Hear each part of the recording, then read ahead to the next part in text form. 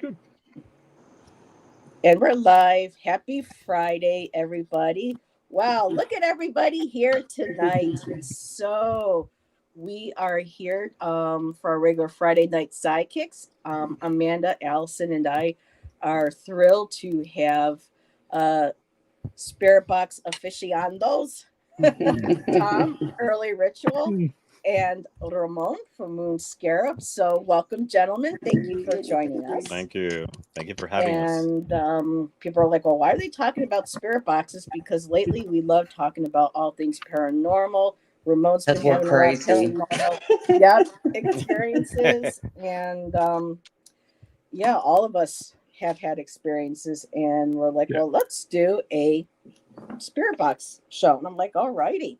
And we are filling up. So really quick, let me say hello to Fatima. Hello, my dear.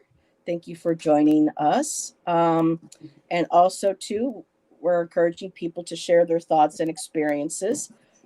Feel free to share, but also please remember to keep comments respectful to myself, my guests, and to each other in chat.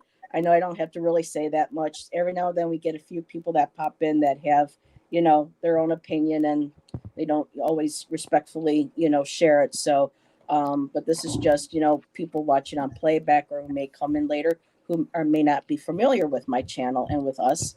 We all come from different experiences, have different opinions, and this is for entertainment purposes only. And we'll end that right there. And Nancy is here. Hello, Nancy, a Crohn's Intuition. And let's see, I know everyone's saying hello. Diane G is here. Hello, Diane. And yes, Amanda's saying hello to everybody. And so was Tom. And JR is here. Hello, JR. And Jen, Joyful Journey, is here. Jeanette Mahan, welcome from Ormond Beach, Florida. Nice. And Moira is here. Hello, hello. And chat is jumping. So most of my comments will probably be at the end of the show so I can keep up with all of this. And yes, Ramona simulcasting. Thank you. And alrighty, I think we're all caught up. And as most people know who are familiar with our channels being part of the metaphysical or the woo world, spirit boxes are devices that I think you guys were talking about backstage, started coming around 2008 or so. And it's basically a device. It comes, depending on where you get it or what people who create it themselves, is supposed to help us be able to connect to the other side, speaking to the dead through the random channels that go through the box. So I'm going to just sit back, and Tom, let me put you in the big seat, Tom. Oh, no, I don't need to be in the big seat. Yes, you do, so that you can show your device and everything. So I'm going to give this over to Tom because Tom, of all of us, is more familiar and has been using it longer than any of us. I don't have one personally, but Tom even created his own. So I'm just going to hand the floor over to you. Okay, great. No pressure. So I mean, I'm going to caveat. No pressure. This. Just be yourself. There's no grade on this. Yep. There's no. Yep. So yeah, I built my own for two reasons, and I built it it was around 2008, maybe 2009. I can't remember exactly. I know it was definitely no later than 2009 because I had used it for something at the time. But basically, I built one. They were fairly new at the time. I think, and Ramon, you may know when, but Frank Sumption was this guy who created these things called Frank's Boxes. 2002. Yeah, 2002. Yeah. So it was a couple years after that. But basically, he had built them actually for extraterrestrial communication first, not for spirit communication. But I actually built mine to use in music because I wanted a random element And I really liked the idea of using a paranormal tool for creating music. I was doing a lot of experimental electronic music at the time. So that's where I created mine. I found the plans online, used basically an old Radio Shack handheld radio that basically, as you can tell, it looks like an old crappy iPad. So they were really trying to do that. An iPod, one of the old iPods. Yes. iPods, yep. Yeah, I said iPad. The classics. The classic. With the they even did the white one, the wheel. first ones. Yeah. Yep. Uh-huh. They were mimicking that for this one. So it was really cool. Basically, it was an very easy thing to do with this radio, at least. You just had to go in and break a connection. So that basically you're scanning through your radio waves. And I can try to demo it really quick just to give an idea. I don't have a speaker, so I'm gonna have to just hold headphones up. Hopefully you can hear it. And just a quick disclaimer for people in chat on replay: we are not we're not attempting to communicate with spirits tonight. This is just purely to demonstrate what it sounds like and how it would work. And it's just gonna be for a second, because honestly, I find it could be annoying on lives to listen to. So yes, so, I don't know if you can hear that, but it basically, if you can see, it's scanning through. Right now, I have it set for the FM band, but it's just scanning through radio stations. I don't know. I never really sat and timed it. I'm assuming it's about 150 milliseconds, maybe 100 millisecond time that it's on each one. I'm not sure, but let me turn that off. But it's a pretty cool idea. I mean, I don't know how I feel about it personally. I mean, I think we're all going to have some differing opinions on it. I don't know if it's talking with spirits. As some of you know, I'm not a huge proponent of the idea of traditional spirits being, there we go. People that have passed. I'm not sure. I think there is some sense of communication happening. I don't know if you're communicating with your own psyche or if you're communicating with something else. I don't know. I don't think anybody really knows. So there's have you ever tried to use it for a paranormal investigation? Oh yeah. And what were your honestly, it's you get hit. You do. And it's interesting, but again, like there's times where it's like you're pulling your snippets from the radio, from the voices that you're hearing. But at the same time, I mean, like, they do work with what you're asking at times, and it does. So it's like, are you really communicating? Are you like doing something psychically manipulating the audio yourself? Mm-hmm. I don't know. I was wondering about that tonight. Yeah, I'm not sure. And honestly, I don't know if it ultimately matters, really. If you're using it as a divinatory tool or communication device, maybe you're connecting to aliens like Frank Sumption. Who knows? Or ultra terrestrials or whatever. I mean, it could be anything. Interdimensional beings. It could be honestly anything. I don't know. But I have used it. Oh. Yeah, sorry. Nope, I didn't mean to. Diane G just said, so the device scans different radio. Let me put you on big. So can you show just really quick again? I know Ramón will be able to show that too, but his might show something different and a little bit more informative too. I don't know, because mine's old and really doesn't have. Well, it doesn't. It shows the evolution of them, and how they've been used over the last 15 years. So this one I have going backwards, so just scanning through the stations backwards. And the understanding is that the spirits will use the random channels with the songs and the words to create a message for the individual. Whereas Tom and I were speaking earlier backstage before everybody came in, there's a gentleman by the name of Mythos Paranormal who found a website that said it's strictly white noise. But, you know, it just, again, so that's, the white noise thing, there's a whole different type of thing that you can do, the Gansfeld experiments and stuff like that. That is using white noise. You're not doing the same thing with the traditional spirit box.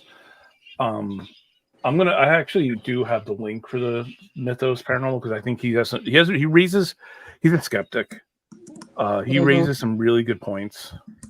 Honestly, some of it not so good, but he starts off the video that I'll throw the link in the chat now because it's an interesting watch. For and Diane Jean, she also said, I've seen some used in paranormal investigation shows, but don't know how it works. And basically what they do is they'll either they'll wait till they finish asking the question and then they'll turn it on, or they'll just cover the noise and they'll ask a question like, who's here with us? And then they'll stand there and wait. And as it's going through, it'll, you know, they'll listen to see if there's a response. Something I want to interject really quick, if I may, when it comes to whether or not it is, you know, is it reliable? Buffalo has a lot of haunted places that have shown up on a lot of shows. And one of them is the Statler Hotel. And earlier, I think this was around maybe 2013 or a little later, Nick Roth and Katrina Weidman during Paranormal Lockdown actually came to the Statler, and through Spirit Box, they couldn't play it on, you know, the live show, but there had been a murder that had been committed at the Statler, and apparently information that came through the Spirit Box was actually something that was able to be given to the authorities. So on one hand, yes, it can work. It can provide it is a valuable tool, but on the other hand, you know how to be able to really interpret it and really how to work with it. So I'll I mean, that's the thing. You're still filtering it through yourself. Like you're still, and there's methods and stuff that you can kind of like take yourself out of it that we can talk about later. But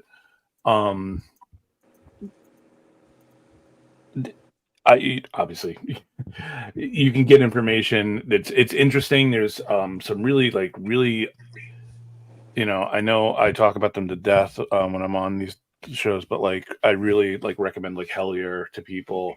They use Spirit Box and Hellier. They do the Estes method in that, and it's like they have just amazing responses. It's really kind of crazy how dead on some things are. And when it comes to the Estes method, we'll get to that a little bit later in the show. And Moonfox said, I also think of fairies or other entities. Yes, not just our loved ones, but any other spirit in the other realms they feel can come through and to share. And Moonfox also shared, it can also determine when and where you are, like being somewhere haunted or have a high spiritual field.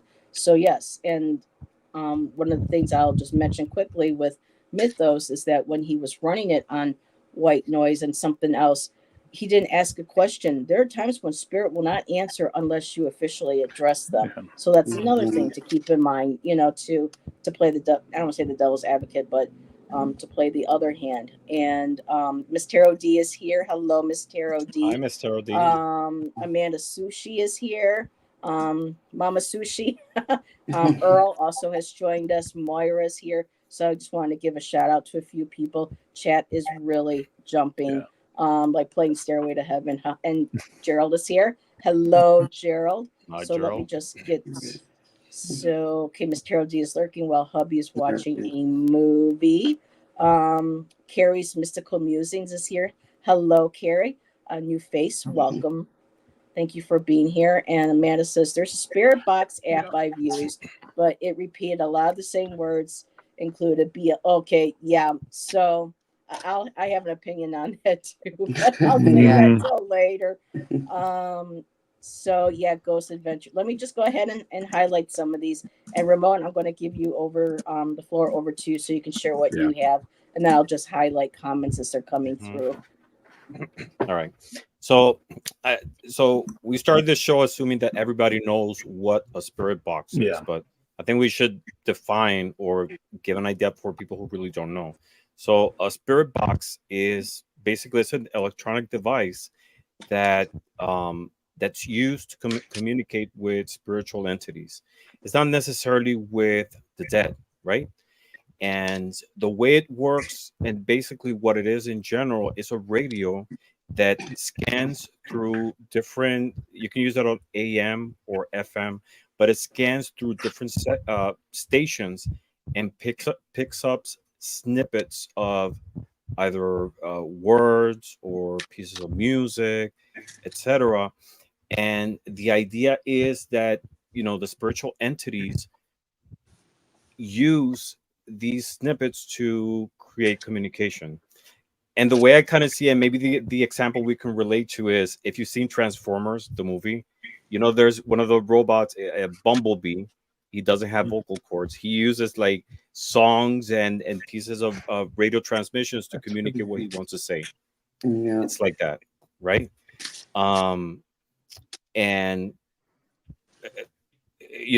that's the whole idea. It's I don't know. I think a lot of people assign a lot of value to spirit boxes more than the personal energy that you're putting into it. It's our spirit boxes accurate? Are they communicating with spirits? It's just a radio. It's just like with tarot cards. They're just paper and ink. It's the energy that we're putting in and the intention and who is it that you want to communicate with. I had experiences with mine, and you can use it in different ways. You can use it directly to communicate with entities, with spiritual entities. Same thing as we do with tarot, right? You can use it the way I've used it sometimes. It's for introspection. Not everybody who uses tarot uses for spiritual reasons. They shuffle cards and they find a message through a psychological process. It could be the same way. It's just a tool. It's what we put into it that what we receive back. Same thing with any divination tool. Dice, dominoes, they're just material. It's the energy that we put in that we reflect back. I personally don't think that it opens like any evil portal or anything, unless that is what you're actively seeking. But it's not the tool itself. It's how you handle it and what your intentions towards it is. So did you want Allison or Amanda, was there something you wanted to ask Ramon or Tom before we move forward? So this has always been a thing that kind of I always found curious is because I agree with you. I mean, to me, it's very much more like tarot, an introspective psychological tool for the most part. But what I find interesting is that a lot of people are more okay with this method than they are with, say, like a Ouija board or some other things. Mm-hmm. And honestly, it's the same thing to me, honestly. Exactly. So I find it funny that until there's like the equivalent of like The Exorcist or something for Ouija, for spirit boxes, I don't think it's going to have the cultural stigma that spirit box. This Tara Day be good. This is interesting. I know how Allison feels. Allison, Tom, and Ramon feel that there's nothing different between a spirit box and a Ouija board, that they're very much the same thing. What do you think? Because I know you have your opinion. I don't know enough about ask you, Amanda. I just know that Ouija boards make me very nervous. I'll just say that. But if I was with somebody that knew, like, I feel more aware of woo-woo type stuff more aware than the average individual, but like with certain things, the Ouija board, no way. But if I could be with somebody that, like, say Ramón, like we were just hanging out, he's like, yeah, I know all about it, and I know how to keep this safe, and blah blah blah, it's really cool. I'd be like, okay, cool, I'm down. You know what I mean? As long as I felt safe, I would love to experience that. So I'll just say that much. As far as the spirit boxes go, the little bit that I've seen it, there's been great variety in what it sounded like and what the person was interpreting. But like on my end, like I couldn't make heads or tails out of anything. And then like words would pop up at the bottom, like, because later sometimes, depending on the situation, they'll go back and they will put in what the words were that were coming through. And so I'm like, okay, but I don't really hear anything. But it could be one of those things as you get your ear for it, or you hear it better when you're actually there. And then the other thing is, I know that I've heard something that was referred to as a spirit box, but it wasn't radio. It was like a white noise generator. It would maybe it was just somehow different. There was like, it wasn't the jumping around radio type noise. It was more like just straight. Yeah, you know what? Maybe it is. Because it was like just kind of like staticky, and then there would just be like well, the other thing, distorted voices coming through, and that was it. So anyways, that's what I got to say. the thing to keep in mind about that is, depending on where you are and how good that antenna is on that device, you may just be picking up static. I can go to a different place and I'm going to hear something slightly different than what I'm picking. I live right outside New York City. I'm getting all the signals, you know. So, but if you're somewhere in the middle of nowhere, like you may not be getting, especially if you're on like you know, a band, like you might not be getting like those higher bands or the low bands or whatever. You know, there might only be a certain area that you're hitting. But yeah, but also the other thing to keep in mind is, especially more recently, and I think in one of the Mythos videos he does talk about this too. A lot of people create like a device that does like some noise cleanup on it now too, and adds like a little bit of reverb and stuff to make it spookier. You know, which I always find silly if you're using it as a tool for actual investigation. But yeah. And I feel like if you're canceling out, so like they're putting a noise gate basically on it to kind of get rid of that flutter sound. So it just clears it up. They're not putting something in there that's not there. They're just removing that extra You're actually noise, removing, so that they're just highlighting the actual voice like they do in EVPs when they run them through the electronic. Yeah, you're kind of taking out the high, like if you're looking at like the sound wave, they're kind of chopping the top and the bottom off, so you're just hearing that middle part or whatever. So, and this is something interesting. Diane G made an interesting point. But since radio frequencies are limited or at the lower end, wouldn't it mean we'll mostly be getting lower vibrational spirits as well? I don't think necessarily, but still, that's a very good question. I want to share that. Yeah, it's definitely an interesting question. Yeah. The thing with Ouija boards, for example, you know, you never use a Ouija board, right, Allison? No. And neither does Gerald. Okay, so the question is, why are we scared about it? Not that I'm saying it's good, bad, or whatever. Is we personally don't have experience with it.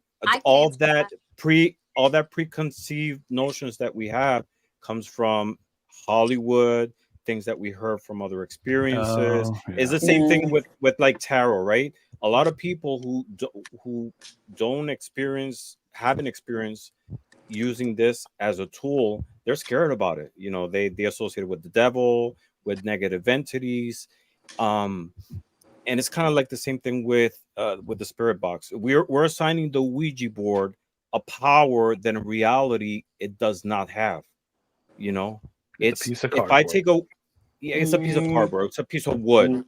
I mean, think about it. Yeah, I mean, Amanda is like, she's on board. Yeah, I have more to share, but I'm waiting. Yeah. Yeah, And I I want to make mean, sure Amanda gets to share too. But go ahead, Ron. Amanda's like, I'm done with these guys. No, all of our, yeah, all of our perspectives are valid. So go ahead, Ramon. no. I mean, if I decide to get a Ouija board, right, and I say I want to use this board for personal introspection, that doesn't mean that every Ouija board that is created in the world is possessed by an entity. You know, it's the energy that I assign to it, the energy that I put into it. It's like, now if I take it to a cemetery and I summon spirits, of course there's a risk of opening a portal. You'll have energies that you really can't control. It'll be the same thing if I take a deck of cards to a cemetery, right? Or I try to summon a spirit. I think it's we assign a spiritual value to something that is physical without us experimenting it. You know, I'm not saying go out and use a Ouija board if you don't feel comfortable with it. That same fear is going to impregnate the experience. But you know, I don't think there's anything magical about a Ouija board unless you, I agree. Here's you know, magic yes, for exactly. bad stuff. Yep. Mm-hmm. So Amanda, what would you like to share about any experiences with the spirit boxes or the Ouija boards? I mean, to me, a spirit box isn't as bad as a Ouija board, but I mean, but when people say, you know, when we talk about like tarot cards, okay, yeah, it's just like cards until us as the readers give it a meaning. But you know, when we read cards, at least for me, and I'm speaking just for me right now, you know, I know that I'm channeling my spirit guides, my loved ones, or any other Mm-hmm. spirit that wants to come through and help, you know, deliver a message to whether it's to me personally or if I'm reading for someone else. So, you know, like with the Ouija board, if you buy one from like one of those mystical shops, there, you know, people, you know, who practice witchcraft, and I, you know, understand me, beautiful people. I'm not saying that all witchcraft is bad, but some of them create those boards so they can access the devil and demons, you know, to pull them through.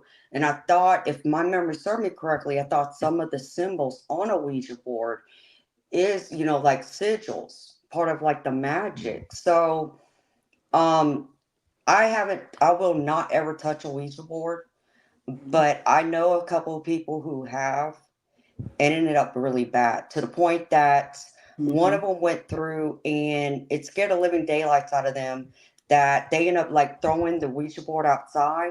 And I think it was like the next day or the day after, their house caught on fire and burned to the ground. Yeah. Okay. I mean, there's experiences like that, but it's the same thing with tarot cards. I heard similar experiences. You know, I'm not trying to invalidate your point, but I'm trying to illustrate it. You know, there's different experiences. Yeah. Right. And with Ouija boards, as far as I know, there's only numbers, letters, and the sun and the moon, and a yes or no. Mm-hmm. So, well, and you can buy Ouija boards in Toys R Us also. Right. that's Different. that's unfortunate. But Yeah. I do have a friend. Well, she's no longer my friend, but the original boards did come with protection symbols on them to be able to protect people from certain type of negative or evil spirits coming through. However, I'll let Allison. I'll let you share. You know, I don't know if you want to share a story, your opinion, but for me, yes, somebody did mess with one in my family, and I had to suffer the consequences of it because of what got brought in from that board. And when my mom tried burning it, and she could literally see the form coming out of it and going into that. So for me, yes, they can be a portal to you got to be careful how you use them. There are some people who are trained to use them, but you can't really go into any divination tool, especially something, you know, because with the Ouija board, at least, you know, it's spirit different with a spirit box, but to me, you're still putting your hands on, you're still bringing in a connection to spirits, physical touch. And what a lot of people don't realize is that they get spooked by something, they get a message, they run, they leave a portal wide open where all sorts of stuff can come through. So for me, Ouija boards are serious. and they should be approached with a lot of reverence, a lot of respect, and a lot of proper training before you use them. What you got, Allison? What do you want to share?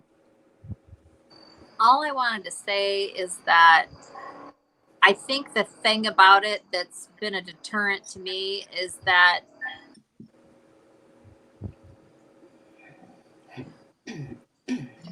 I haven't, okay, I did have one experience when I was a little tiny kid, and that almost doesn't even count. It was at a slumber party. I was in the 3rd grade. Somehow somebody had one, and it was scary and whatever, you know. So, but that's like my only experience. I wasn't even going to mention it because it doesn't even mean anything. Moving on from that. So the thing with me with the Ouija boards is just not so much like Gerald was saying necessarily with movies and that kind of stuff, but people that I've known peripherally that have had like kind of, I think, just kind of like not great experiences. And so I think because I'm sitting here asking myself, what is the deal, Allison? What it is the fact that I don't know, and that I feel like a sense of I feel different about it than I do the cards for whatever reason. I'm also not into pendulums, but not because of that. I'm just not into pendulums. But I feel like there's this whole thing about that you can open up a portal, but then I'm sitting here going, well, how the hell do I know that I'm not opening up portals when I do other stuff? And I always ask for protection. I do this whole thing at my altar first and whatever.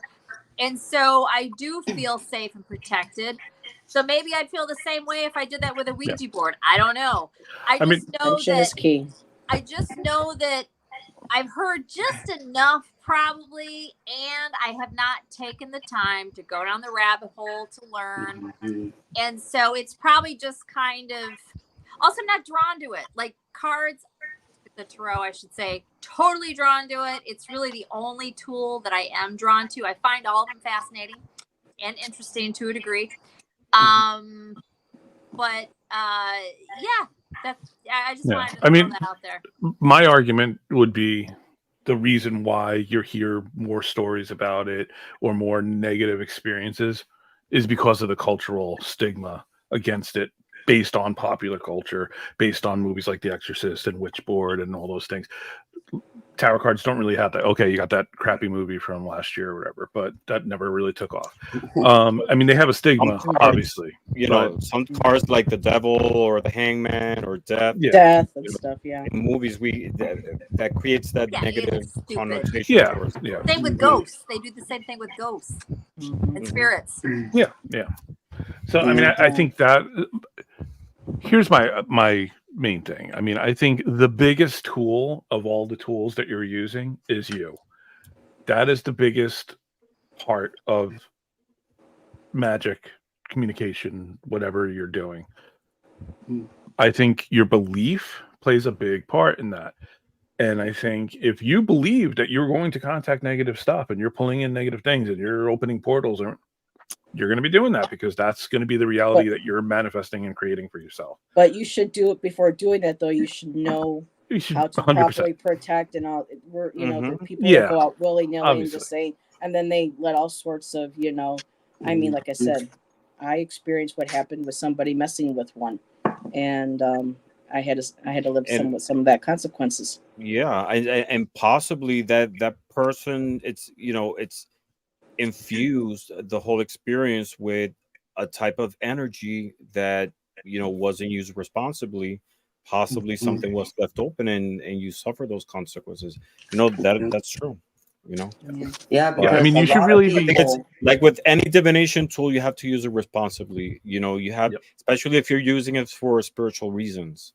And if you feel like you need your protections and everything, you do them. You do what you need to do. Yeah. Exactly. But that's the problem, though, is that most people who mess with Ouija boards and spirit boxes, they don't go through and do what all of us do as tarot readers and put up those protections. They don't understand that part of it. So when they go through and use a Ouija board or a spirit box, they end up opening a portal and then they end up not closing that portal. And because that portal was left open, anything and everything can come through it. And that's the And that's problem. and that's the problem. I know what you're saying, and I'm not going to 100% disagree with you, because I think, yeah, if you're thinking that's happening, then that's happening. But if that was really happening, it would be hell on earth. Like, let's be Okay, honest. I do Like, wanna- every all these portal- all these But we can't teenagers, be all flippant these about it, teenagers though.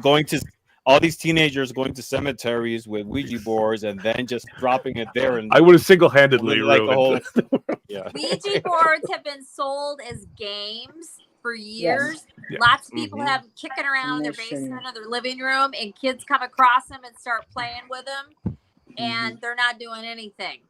And then they walk away. And let's just say that does open up or let in some negative whatever. If that's even what happens, it is going to be left open, and it probably has happened a lot.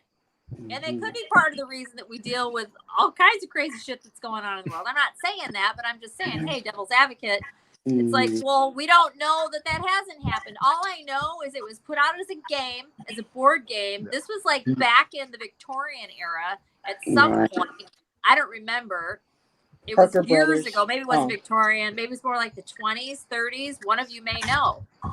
But you could buy it anywhere, and you still can. And people bought it and didn't even, Yeah. you know.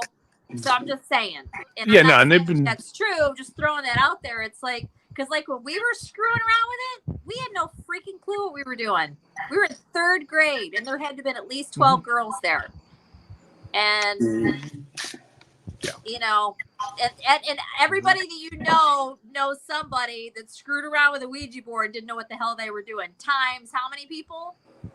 So I'm just saying. Exactly my point. Yeah. I'm sure that a lot of people who were using it, they're invocating something. You know? Yeah, and they're trying to be scary and spooky and woo with all their friends. Well, I mean, like know, the ones you can buy at the toy store, I don't believe those are real. But like the ones you can buy from a magic shop that are made out of actual wood and all that, I think those are real, and those are the ones that cause problems and open up portals. I mean, any of them. Even if I draw a Ouija Anything. board on a piece of paper, Thank you. you know, I agree. and I invoke something, it's gonna open something else. Yeah. You know, A spirit Yeah, board is a that's spirit true board. too. it's It's like with the intention. Probably cards. could make it worse though, like what Or Amanda's to make talking it about. worse. Like if And you the- have something that has the intent put into it, okay. But like I think you can open up crap no matter what. If it's made and you have the intention, it's gonna happen. That's what I would think. With tarot It's cards, kind of oracles, you know, and playing with fire. you know, and some of these things overlap on other things. You know, we tend not to see it that way. It's like, for example, with tarot cards, right?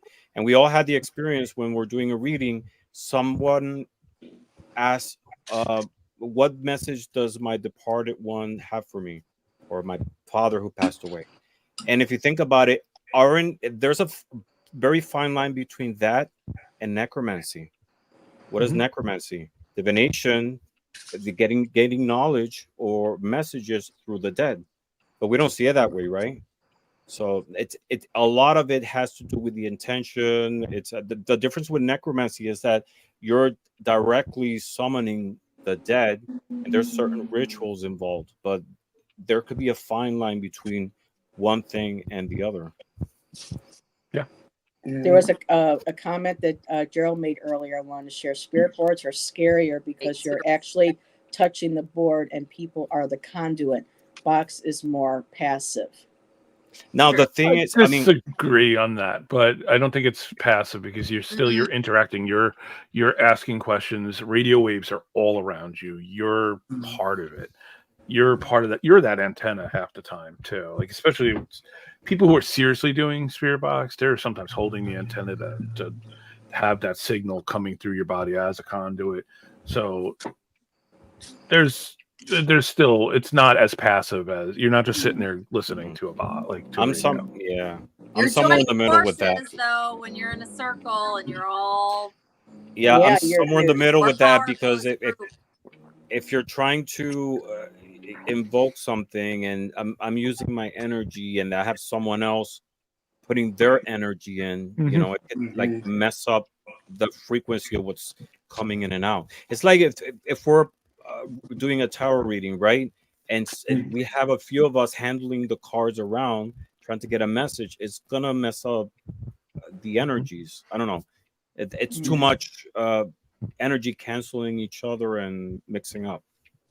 Yeah, I agree with that. Yeah. And Gerald says all the spirit boards I've used have been purchased from toy stores or department stores. And Bill says South Park did an episode on contacting the dead. I bet you they did. I'll have to see that, see if I can find it. I love South Park. Miss Tarot D had a question for us.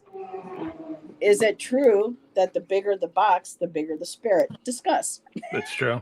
She's well, come on, I hope that's so. Miss Tarot D being Miss Tarot D. I had to put that up there.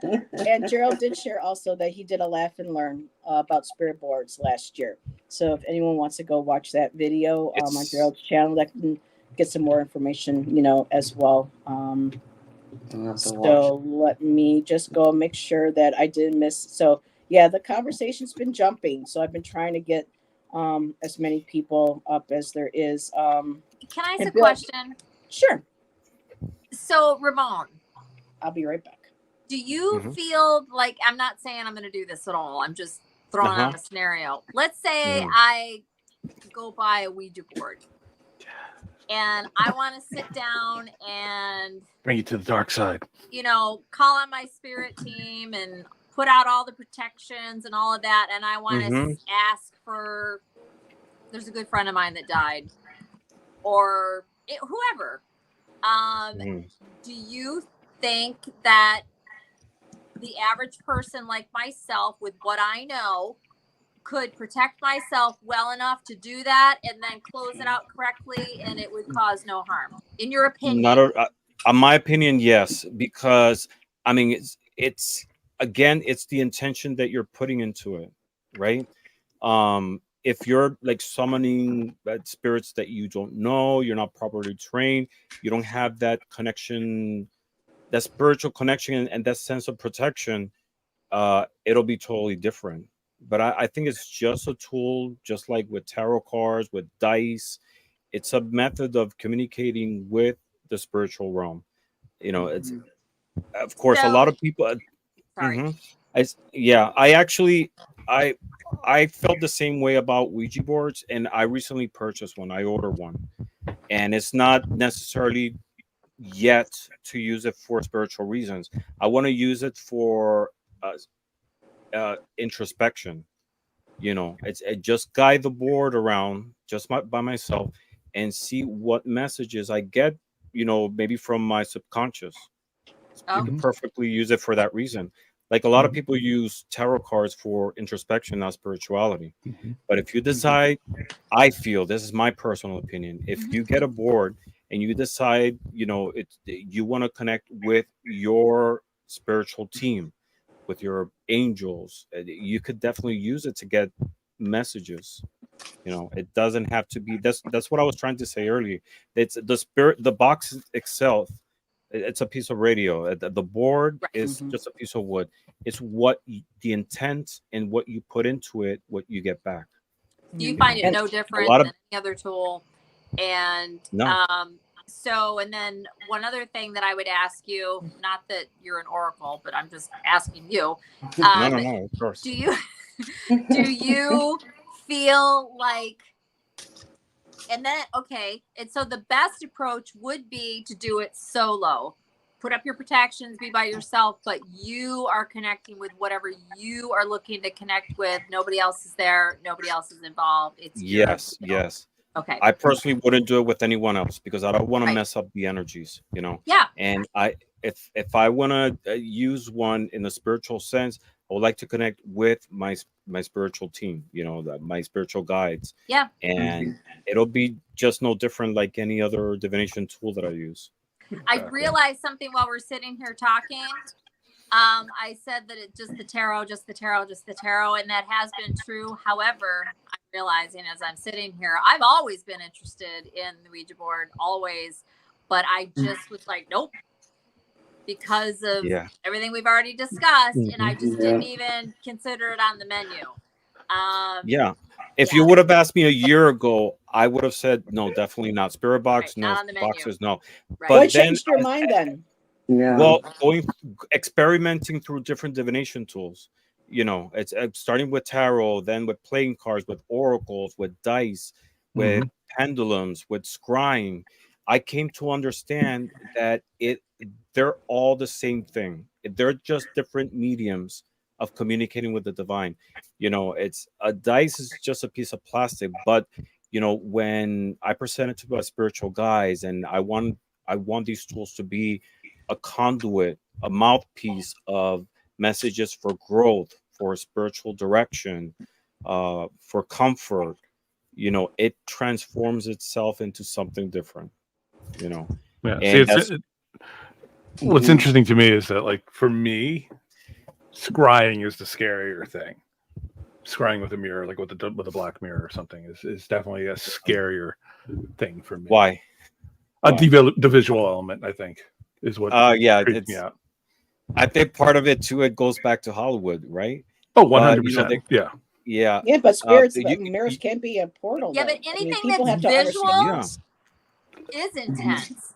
Yeah, it is. Yeah. And you can scry through different mediums. You can use a mirror. I personally use a big bowl with water. Yeah, with water. Yeah. And water is a conduit between the physical and the spiritual world. But more than anything is the reflection that like helps relax the mind.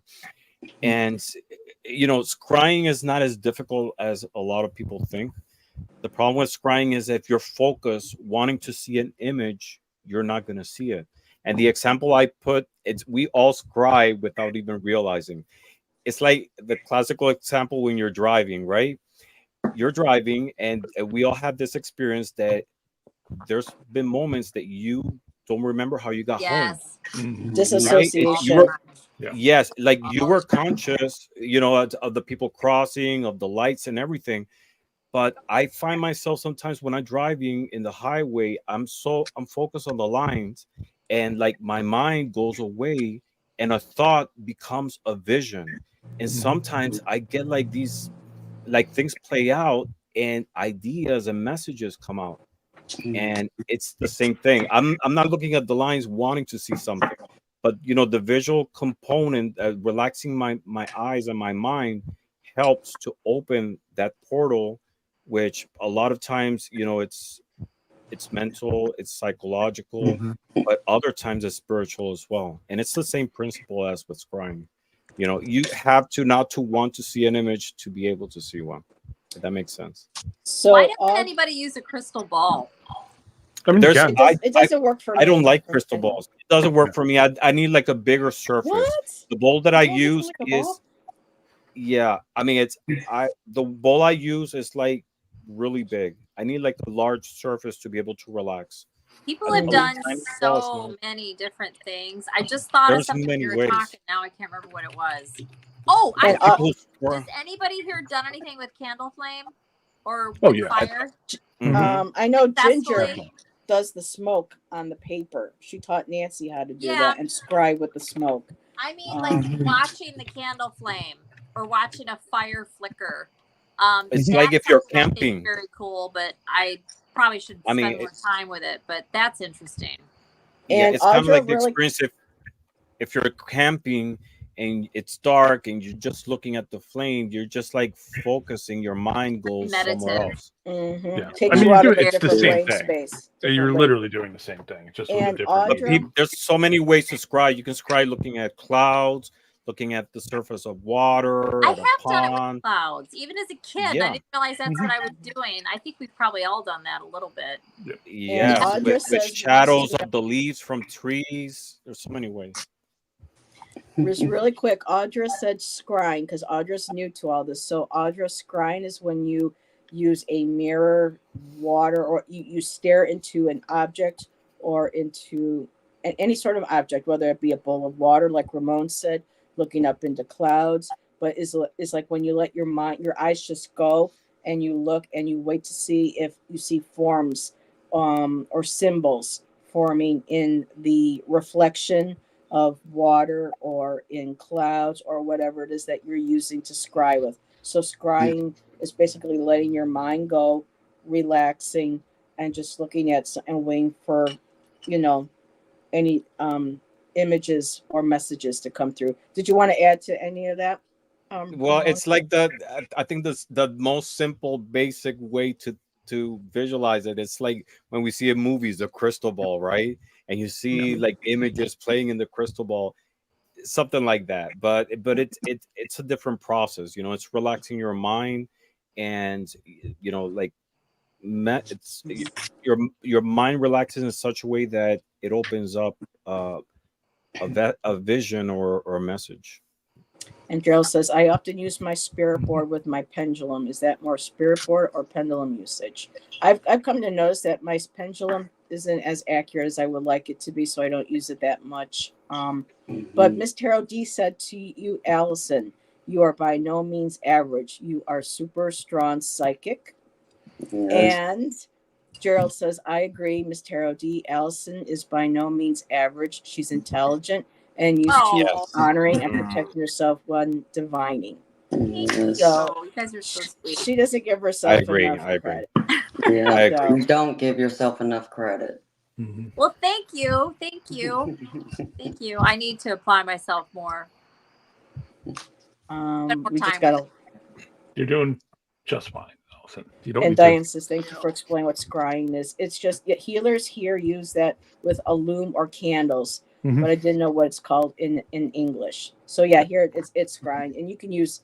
I mean, I have, TMI, but I have tile on my bathroom floor, and there are times when you're sitting there and going, you look down, and the patterns and things in the tiles will sometimes look like I'll see a face. Sometimes I'll see an animal. So it's whatever you're relaxing, and you're not you just let your mind go and to relax. And then that way we don't have such control on what we're forcing ourselves to see or what we're expecting to see.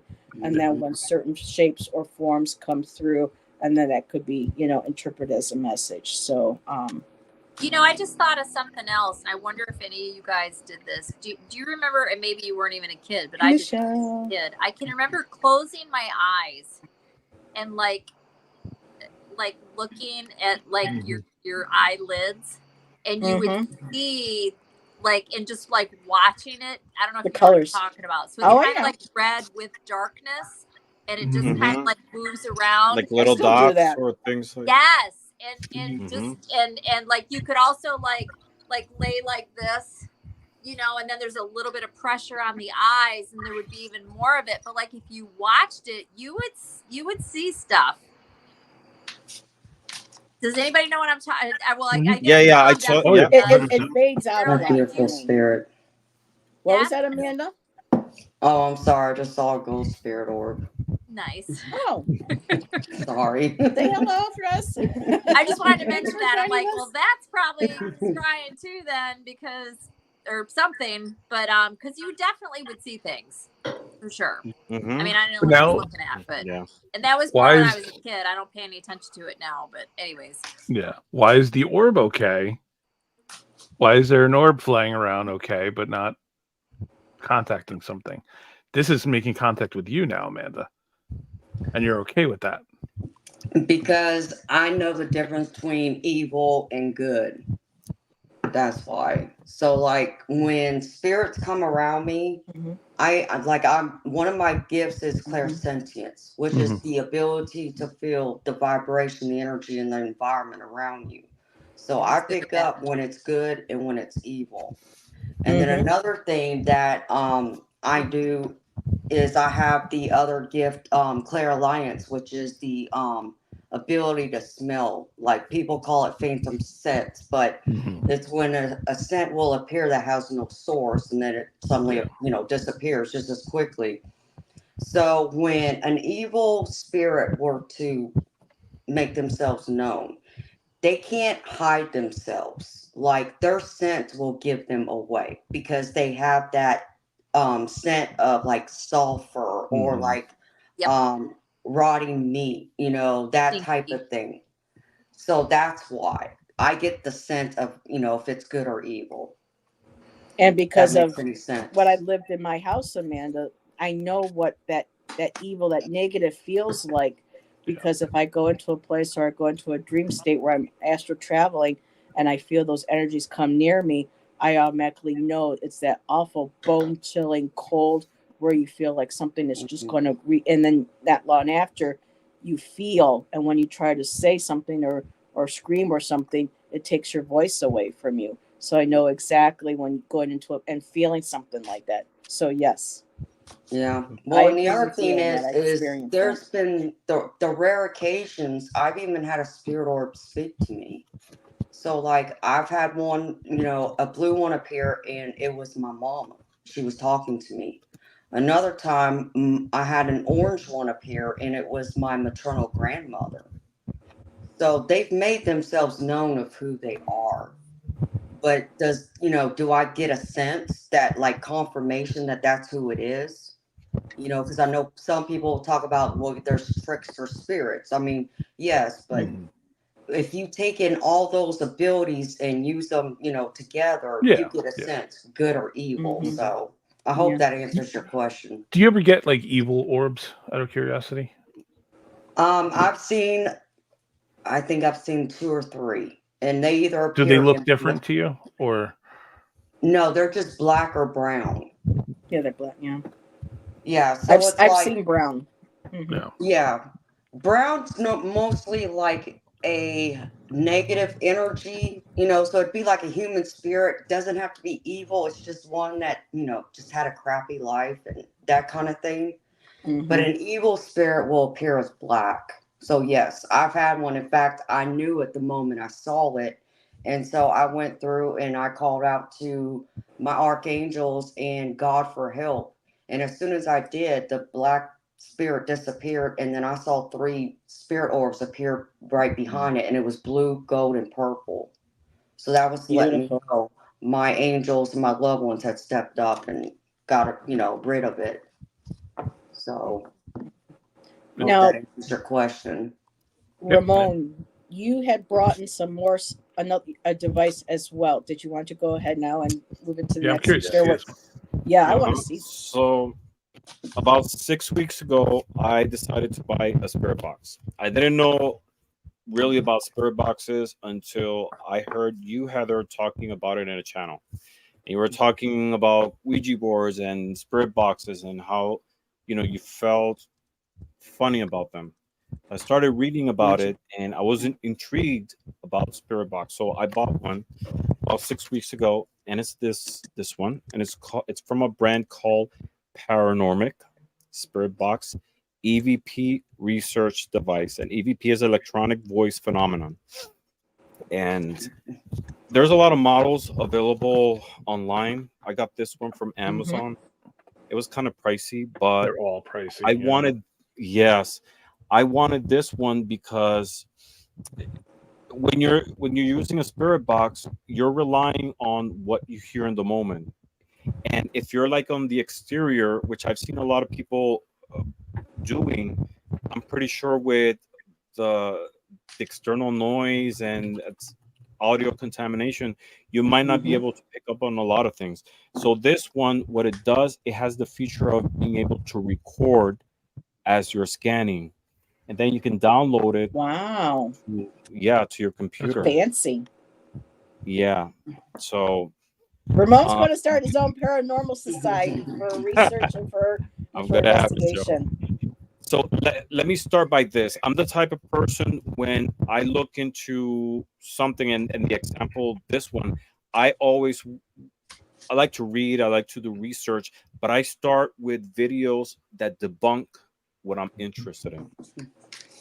Because I want to start with with the bias that of reason, trying to see it from a different point of view, not going directly into it thinking, oh, this is real, just so I'm much more interested as I discovered and go through it.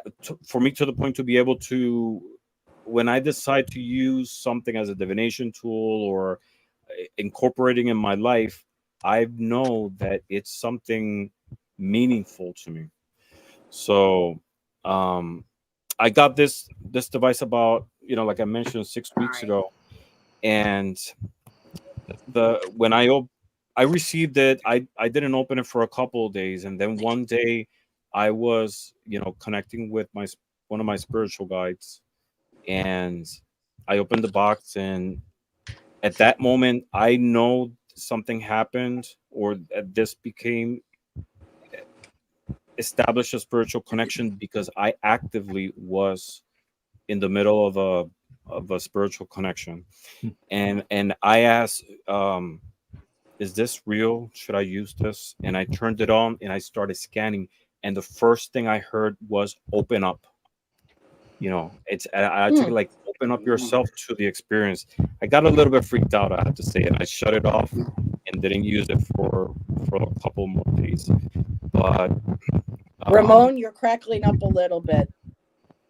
You'll talk and it'll be clear, and then it goes into like you're like underwater and you're kind of like jarbling and crackling up let a me little check bit. my audio for a second.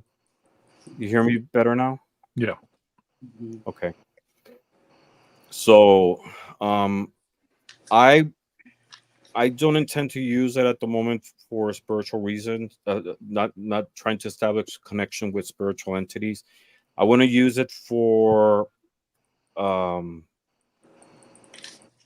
introspection. Trying to see what kind of messages I pick up from snippets and how I interpret it, giving meaning to me.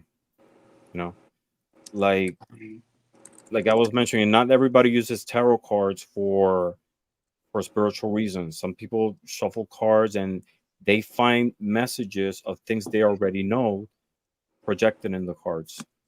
And I kind of want to use it that way. Maybe when I'm much more comfortable with it, much more educated on how to use it, maybe I'll go in a different direction. But I'm very, very excited about this tool.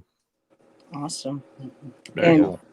Jay just joined us, and she has actually, hope you don't mind me sharing you, Jay, but Jay has done paranormal investigations herself, and she has the ability to see.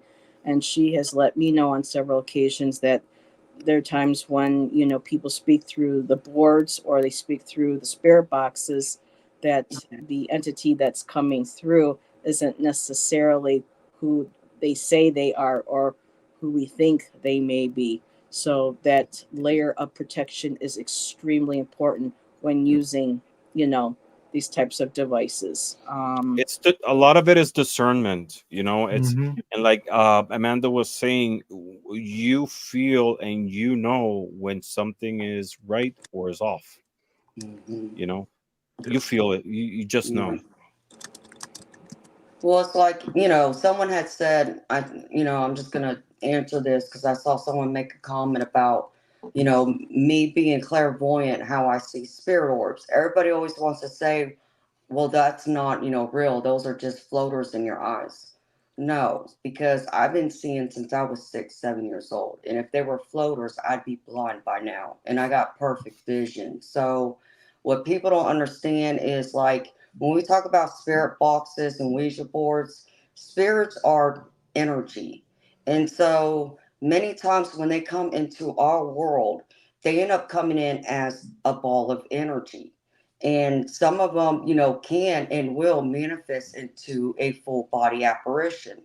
But most times they won't because they don't have enough energy to be able to do that. So, like, I know I had a friend of mine that told me whenever I see spirit orbs to just tell them to use some of my own energy so they can manifest. And it's like, no, I'm not, that's crossing a line that I'm not comfortable with.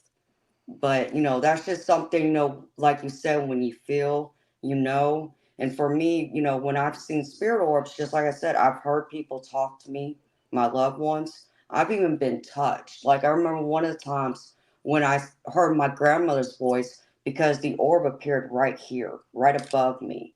And it was big and it was orange. And I felt a warm sensation on my forehead, like someone had kissed me.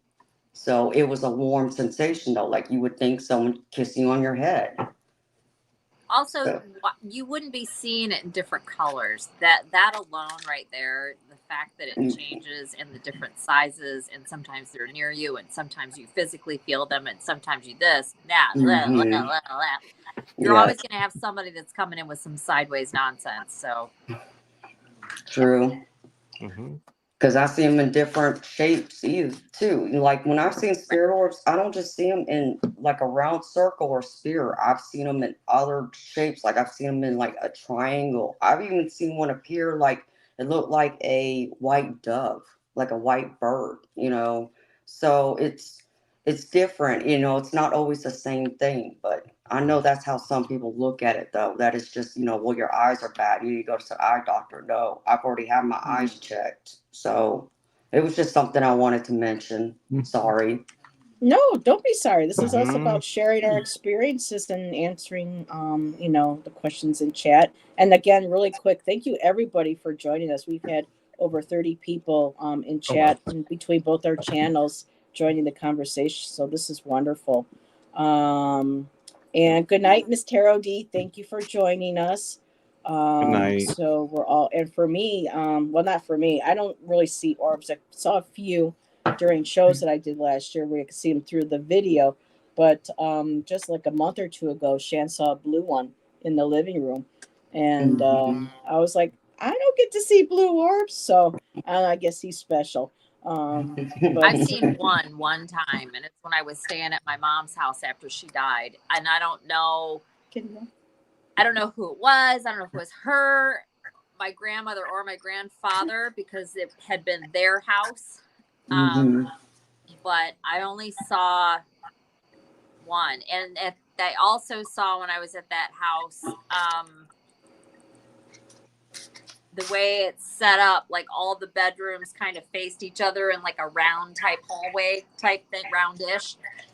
But when you sat in the kitchen, which was adjacent to the living room, you could see like into the little corridor that was like the hallway, and there was a full-length mirror at the end, so you could like check your clothes as you leave the bedroom or whatever. It was there forever.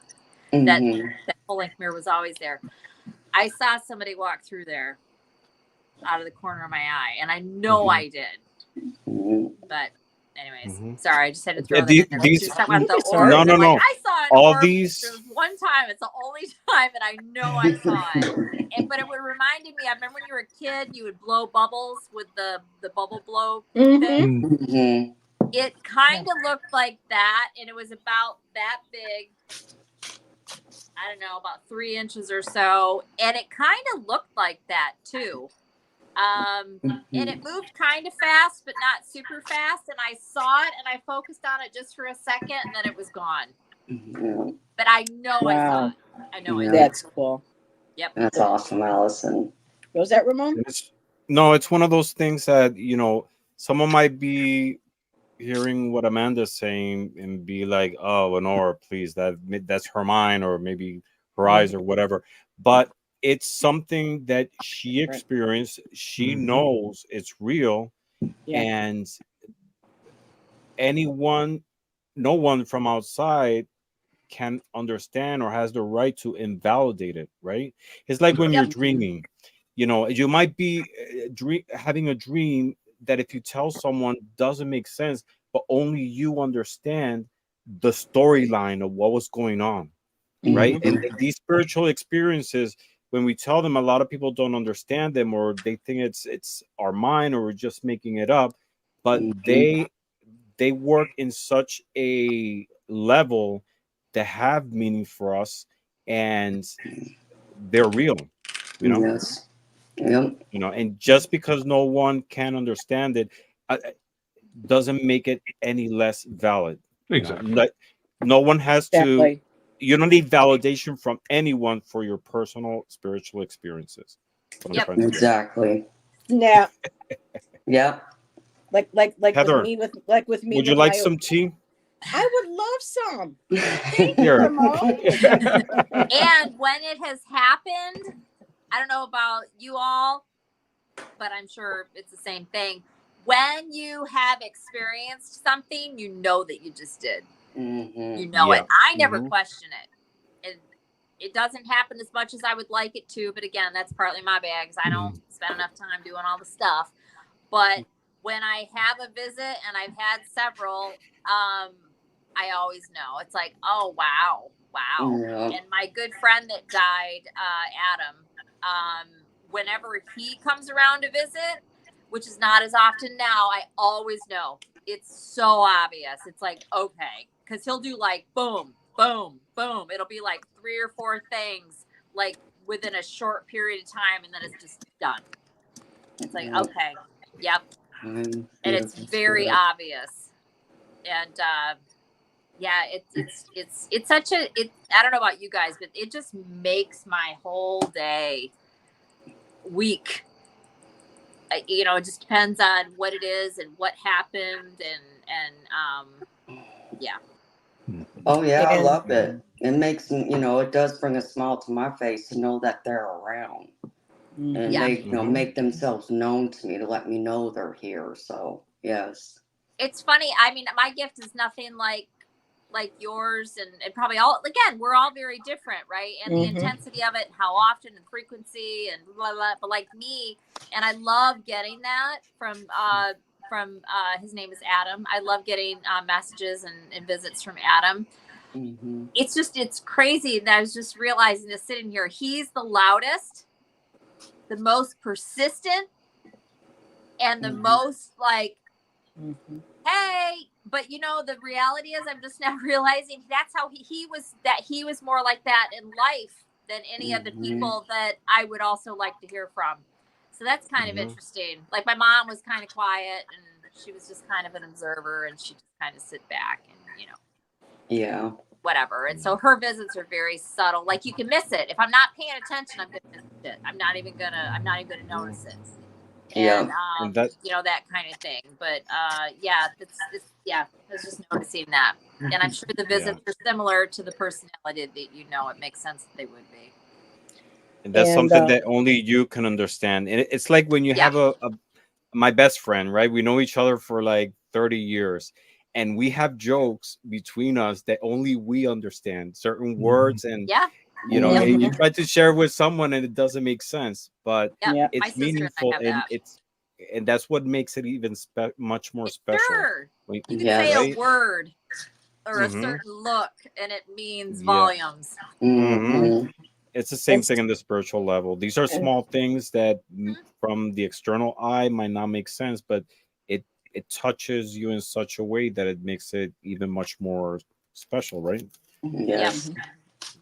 And like when Ramón was, you know, validating Amanda's experience because it's her personal experience, same thing for like Alice and I with boards. We have had personal experiences. We know how we feel with them, and our feelings for not wanting to use them or to trust them, we're valid in our feelings because of our experiences. And Jay wasn't able to join us this evening. She goes, so maybe next time we could cover the topic, we can have Jay join us, because she's been doing the investigations for many years before it was even, you know, really popular on TV, and had asked her in chat if she felt that there was a difference, if they were the same, or if there was a difference. And she said, yes, there's a difference, but she doesn't recommend really either tool. So from her experiences, from doing the investigations and having her abilities and being put into places where she's able to experience and see firsthand for herself what these tools have done, or people who use the tools and thinking they know what they're doing or how they're using them, which I'm not saying anybody on the panel who uses them doesn't, but from her experience, for people that she has seen use them, knows that there are things that you really need to know about and know how to, again, be properly protected, be properly educated about, and how to work them. And, you know, I'll digress, but her and I have had multiple conversations privately where she shared things with me, and it's enough where it's like, okay, girl, I get it. So go ahead, Allison. She's like, teacher, do you need to use the laser? I'm like, teacher, I have a question. I do have a comment though. I'm sorry, I have a comment about that too. You're still but- talking. And yeah. I'm like sitting there going like this. Go ahead, Allison. I would. No, go ahead, Allison. Go first, and then we'll go with Ramon Okay. and Tom. All right, I just wanted to say it's interesting, and so, all right, my Good night, Fatima. my partner, Anthony, he actually, where did we find this out? Maybe it was actually doesn't matter, but I was just right when I started to say something, I remembered something else. Okay, anyways, he's got gifts. Like mad gifts. I've never met, but he doesn't know what they are. He's had them his whole life, had no idea that's even what was going on. So I think that's part of the reason he showed up in my life. Not that I'm so amazing or anything, but it's like I'm interested in all this kind of stuff that he, didn't know anything about. And so I have helped him a little bit so far. Anyways, my long-winded point is that he just moved. He just relocated. But the place that he had been living in that same house, his house, for decades, right? There is a portal there. Now, he had a reading with somebody that he knows that's a really good reader. And I had never even heard this before. But again, who am I? It's not like I know every damn thing about all this kind of stuff. I learned new stuff all the time. He was told by this person that the portal was there because he was there. So it's like I don't know how that works, and doesn't mean that was right, but the portal was there. He had all kinds. I could sit here and spend way too much time telling you guys all the different things he's experienced over the last 2 decades, which has been crazy to me anyways. But it's like, if you use one of these boards in a place where there is a portal, an existing known portal, and there is, because he had all kinds of stuff coming and going and whatever. I'm just wondering if that would accentuate your experience, good or bad. Would it make no damn difference? Just kind of like, or using any tools when you're someplace that there is a known existing, and again, it doesn't mean the woman is right that told him whatever. Maybe there's not even a portal there. Just for conversation's sake, if you're somewhere where there's a known portal, whether it's yours or not or whatever, which I don't even know if you can have ownership over a portal. I'm not even saying that you can.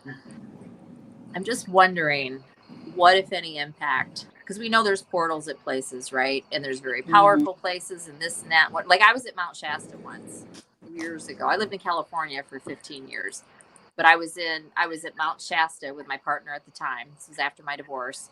And I was there with a very wonderful spiritual man that I was involved with for a while. We had an amazing time at Mount Shasta. And I'll tell you what, everywhere you go in that whole town, in that whole area, and the lake that's there and all of that, the energy there is crazy. And I don't always pick up on the energy of an area. You can't deny it, in my opinion. Like any of us sitting here, I'm sure everybody here would feel it. And I don't know, maybe some of you have even been there. But anyway, especially sitting at the base of any of those mountains at that little range, it's amazing, especially like the big mountain. But anyways, I'm wondering if you would have a different experience with any of these tools when you're someplace that is known, or like in Sedona, which I also spent a lot of time there. When I was married, we had property there. And it's just, I don't know, I'm just wondering how you guys feel about that, or if any of you know. It's just interesting that, like, especially when there's areas that we know that are concentrated and that have positive portals, supposedly. It amplifies it. So what I was going to say was that Heather said it right there when she was talking about Jay, right? She was saying that Jay was saying that they are different, and that she knows because she's been at places with these tools. right? It's exactly that. It's where are you and what are your intentions? Because if I decide to use a Ouija board or a spirit box here at home to connect with my spirits, that doesn't mean that it's going to have a negative outcome, right? If I take it to a cemetery, I go actively doing paranormal investigations with a Ouija board, with a spirit box. Yes, they are, they're tools, and there is a difference, and it's definitely going to attract those things. But you said it's the place. But about what you were saying, Allison, I think there is an impact, right? What we have to see is the person who is using the divination tool able to pick up that there is a portal? Because if there's one and they're not sensitive enough, or they can't discern that there's an energy there, it might not have any effect at all. I think it's, if there is one and you're aware of it, I'm just saying maybe it does have an impact. But I think the way we see the environment, we become a conduit with our energy and any external energy of the place with whatever tool we're using. Yeah, that makes sense. Yeah. Yeah. Yeah, I would agree for the most part with that. I think I give more weight to the person than the place, because I feel two different people can walk into a place and feel completely different things. And based on what their personal experiences are, based on what their belief system is, based And on their vibration. Yes. Yeah, if you're going to the vibration thing, yeah, that would totally, yeah. I mean, I don't know. I'm not a Or do big you want fan to of the use? Yep. Yeah, but like, I think I'm a firm believer in the idea of the person, the belief, and the intention of the person is what's doing a large majority of the work. I don't know if any of these things are external. I honestly don't. And I would take anybody that's saying anything definitively with a grain of salt. You know, experiences are experiences, but they're your own personal experiences. They do not mean that they are the same experiences for somebody else. Look at how we all have had different experiences with orbs, or energies like Boards that. and stuff. Yeah. Yeah, I mean, like we all see these things differently. I mean, I've seen stuff. I don't connect to them the same way that you like that Amanda does. Let's say, like, I don't attribute them to people that I know. I think they are energy potentially. I don't know from where or what, but there's something. Yeah, I'm very agnostic. I mean, Yes. people get very annoyed with me, but I think it's the easiest route to go. So I don't like to say anything definitively. So with the spirit box, Tom, we may have touched already on this in the beginning. I was really trying to stay up with chat. When you have used it, did you find out of the times that you used it, it was more a pro or more of a con? Like, what you were picking up on, do you feel that it was, because we haven't even touched yet on the apps that are available on your phone. And for me, I don't. So there's going to be people, because we have readers in our community who use the apps, and and I have downloaded a couple of them, like Spirit Talker.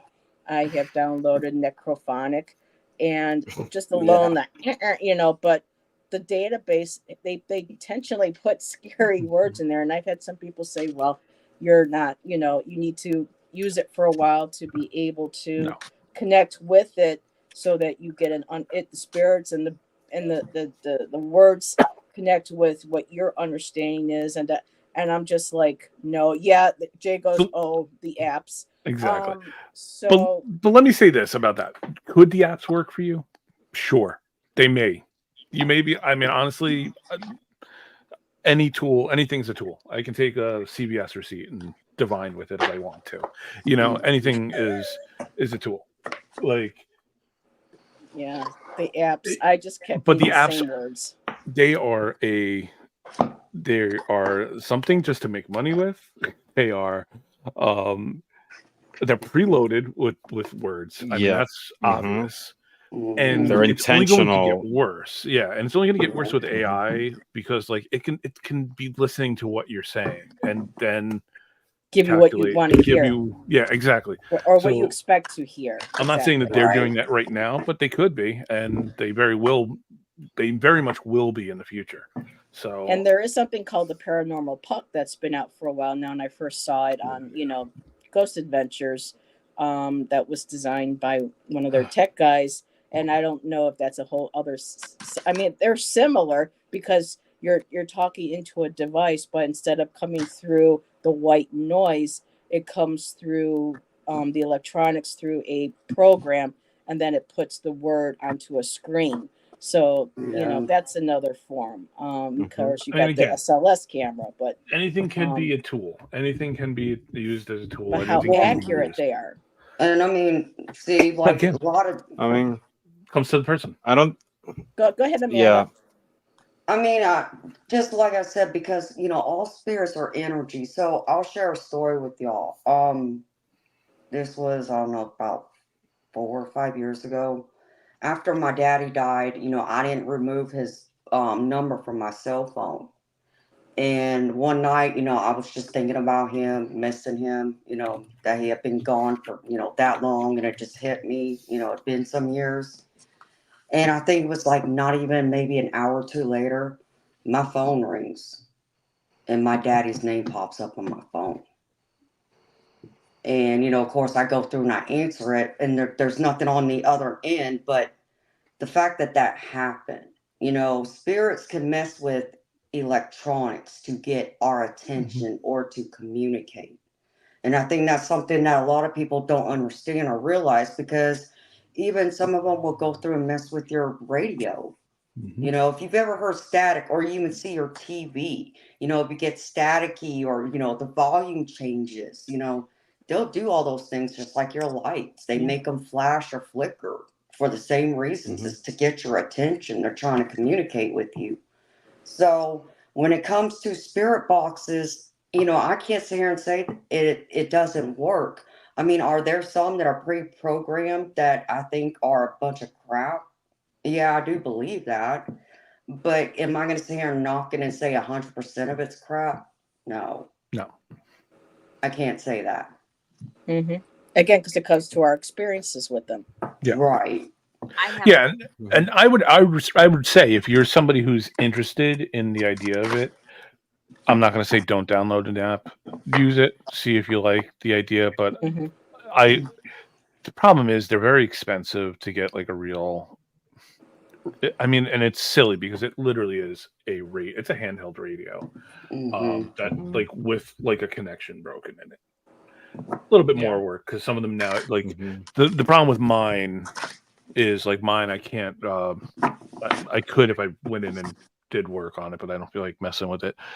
You can change like a dial to change the speed and stuff like that. It's kind of things that I would like. And the SB7. Yeah, this one does that. Yeah, so that's a nice feature because I think you want to be able to, and some of the apps do this, so it would help with the idea of getting.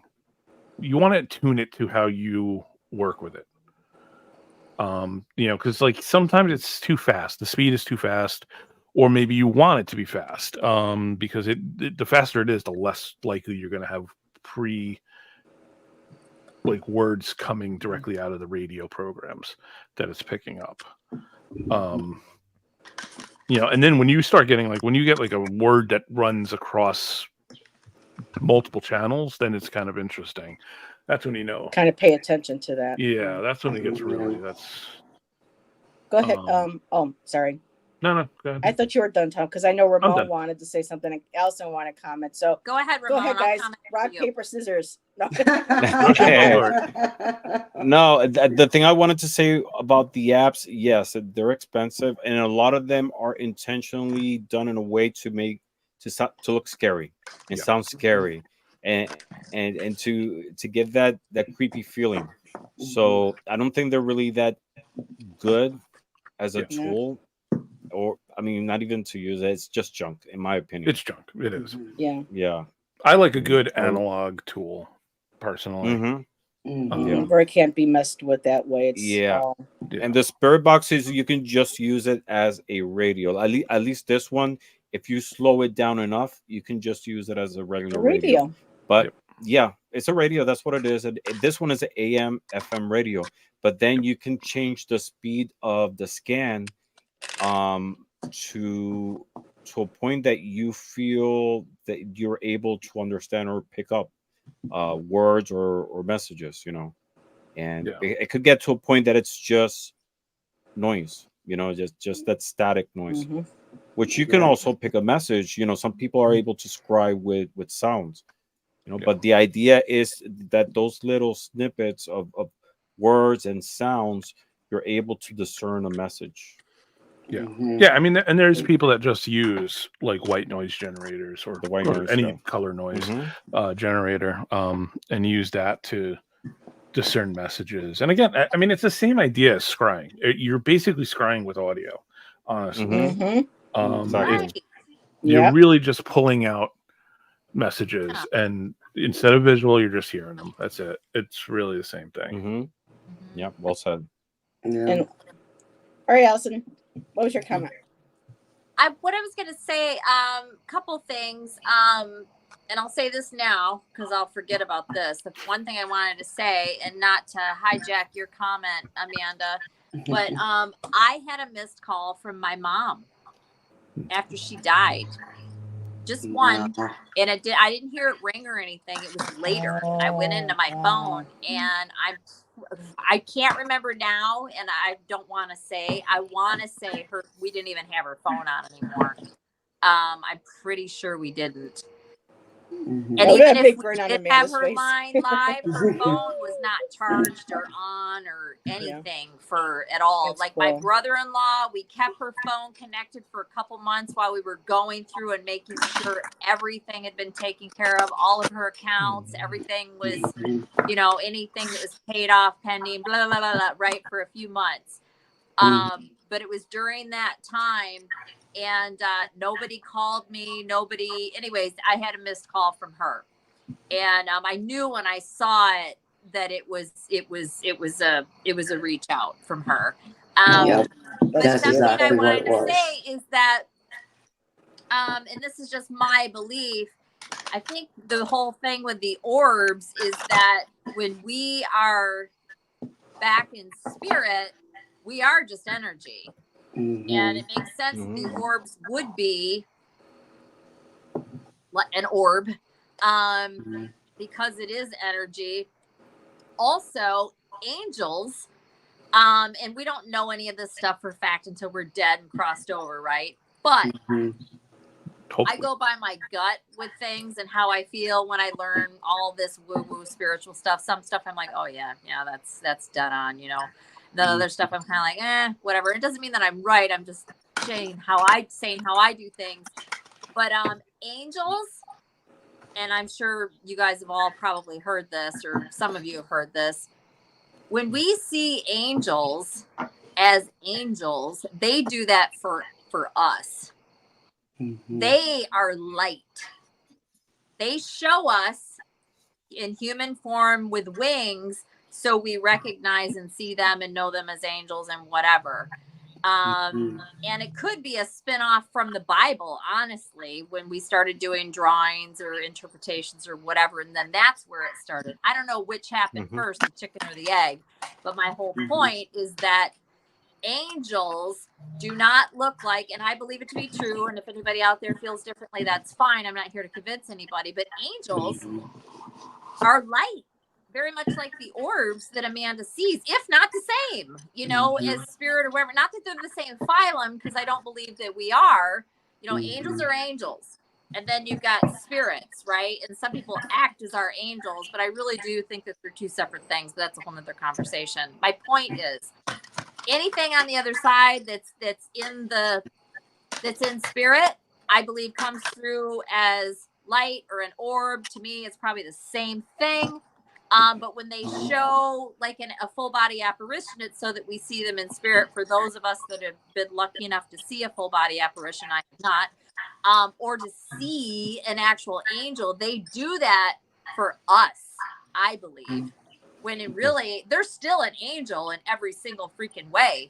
But the beauty and the magnificence of an actual angel is for our, just so that we recognize what we're seeing. So what's I mean, it's so gorgeous, right? Anyways, that's just, I would love doesn't to mean see I'm one. right, but I've heard that it feels true, it sounds true, and I'm all about beautiful angels and their wings and the iridescent, all of it. I think it's all gorgeous, but I think that it's kind of for us dumbed down humans to For us to see understand and concept. It's and recognize. for our benefit Yeah. to understand it. Know that It's And for I our was adoration and our recognition. yes, I was actually going to make a comment in that sense. You know, maybe that's Amanda's spiritual intelligence, that she's able to perceive these energies as orbs. You know, to another person it could be interpreted in a different way. Same thing with colors. You know, it's for her, maybe a black orb is something negative, or a brown orb, and she assigns, you know, different values, not intentionally, but you know, her spiritual process assigns values to colors depending on how she feels about it. And maybe to another person, purple might represent death, whereas for her is something royalty, for example. And black And could maybe be our a color spirit that team, was someone's favorite color or something. this Yeah, decision exactly. that we've But the black, made, and we though. might not even remember it, right? Mhm. We made It's- this decision, these decisions with our spirit team, whenever, you know, our angels, our guides, our ancestors, whatever. Yeah, black orb. Yep, this is going to mean this. Yeah, this is going to mean that. Da da da da da. And I totally think that that's possible. Absolutely, and the other things too. Just using her experience as an example. But like me, when I smell cigarette smoke, oh, I know exactly who that is. You know, there's Mom. no question. You know, and it's like you just know. So yeah. And Carolyn and Peter Booker has joined us in chat. Hi, Carolyn. Hi, Peter. Hello. Hey, guys.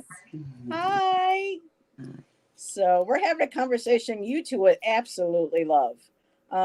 So Ramon, a question, because we all know that you've discovered that you have a spirit in your home. You and your partner has a spirit, and they very well also helped save your life this summer, as well as the video that you shared on your channel. Have you attempted to contact the spirits in the house with the spirit box yet? No. No. Okay. I don't. Yes, played I with it. don't.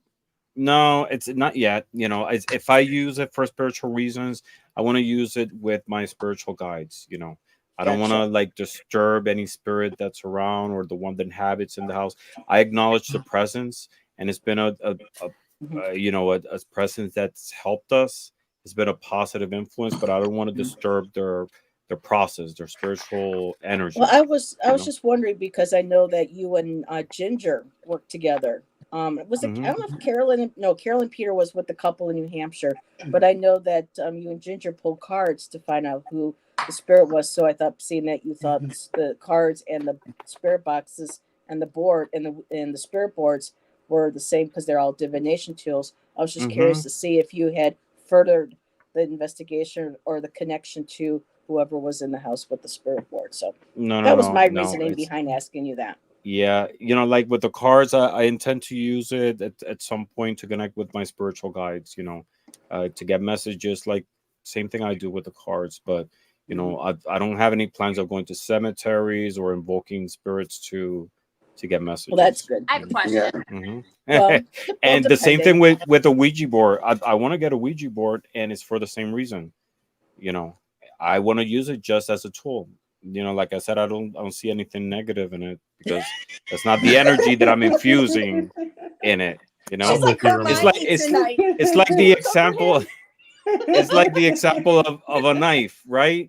A knife can be a positive tool that you use to cook or to kill someone. Or a it hammer. Depends what you, or a hammer, exactly, or anything like that. To construct or destroy.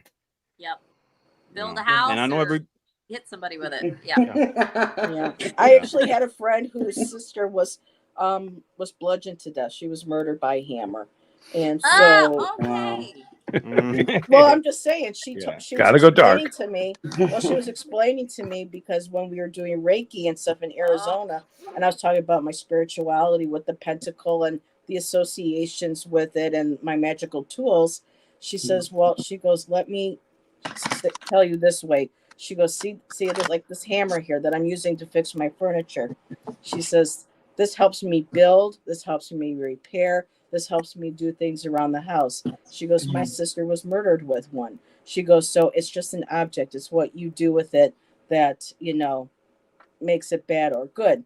Now, for me, still though, I'm leery with the boards, but it was just, you know, an example of a tool and using. I didn't mean to freak anybody out, but I have a comment. Left turn there. Well, it was just an example.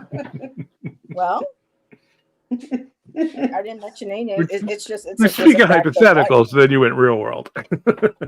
Well, it's just a fact of life, and she was explaining to me, you know, how to try to get past my. It just fear gave of me my... a visual. You're good. Yeah. Good. Well, I have a comment though about something that Ramon has said twice now, maybe 3 times now. Cemeteries. I'm a big fan. Huge. However, I find them a beautiful piece of history. Fascinated by them. Love walking through them. The older, the better. Yeah, I do some protection stuff before I show up, but I find them very peaceful, very beautiful. But we have some gorgeous cemeteries here where I live. Gorgeous, gorgeous, gorgeous, gorgeous. And there's a few of them that I've gone to. In fact, we're going to one tomorrow that I've been wanting to go to, and we haven't been to. It's a small cemetery. It's probably only got, I don't know, I'll count them when I'm there. I really doubt it's got more than 24 graves there. But anyways, and these were from early settlers here. So there's going to be some of them that are going to be, you know, before we colonized and all. There's going to be some old ones. But anyways, you made comment or mention a couple times about cemeteries. Do you feel like that's someplace not to be hanging out, or you just don't want Ouija boards? No. I love cemeteries. He lives near 3 of them. My house is between 3 cemeteries. Yes, and, that's right. Yes. Yes, and right. I love looking at the tombstone. I love it. Stone tombs and the layout and everything. All of and it. It's. I read their names aloud. Yes. Oh yeah. I do the same thing, and I read what year they were born and dead, and sort of like imagine their stories and all that. But I wouldn't like actively go in there invoking the presence of those people who are. And just, I never have. Resting there. Yeah. And that's why I use it as an example because. Or not. I leave incense or not. Some of them I do, some of them I don't. You know, it's just, I don't know. I love cemeteries. And I like skulls. I love skeletons, Yeah, I do. But cemeteries, it's like one of those energetic places that I feel they're like very dense, like churches or hospitals. Yep. And it's not like I feel like they are there, but I have, my Anthony has felt things couple times at a couple of the places we've been. Nothing ever bad, and it's usually very subtle and whatever, but I don't know, I think it's more the nostalgia of it all for me. But I just love the idea of visiting a grave that maybe somebody has not been to in 50 years or 200, who knows, and just recognizing, saying their name aloud, dropping a flower, being interested in, I love cemeteries. Older the better. And I was always told when you're leaving a cemetery, make sure that you look behind you and say, you are not to follow me home. You are to stay here. There's some, even suggest maybe throwing some salt behind you as you leave.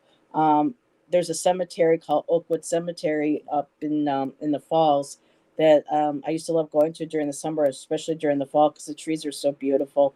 And a group of us would paint and draw there. And I would find a spot and I would see whose grave I was sitting nearby or to. And I would read out their names and say, hello, I hope you don't mind me sitting here. This is a beautiful spot. I love this tree. I want to paint it. I want to draw it. But if you don't want me here, let me know and I will move to a different spot. And there was at least one time where I felt like the energy wasn't right, like they were telling me, please don't. And I acknowledged that. I honored it. And I said, okay, I'm going to get up and go to a different spot. and I would move. But most of the time, I would just sit there and feel like I was welcomed, and I would say their name, and I would say, bye. It was, thank you for letting me sit here, and, and then leave and make sure that they know not to follow me. Yeah. And I'm sure they appreciate it, being acknowledged and respected. I have varying opinion on like I don't know. I don't think anything is going to follow you. Could it happen? Sure.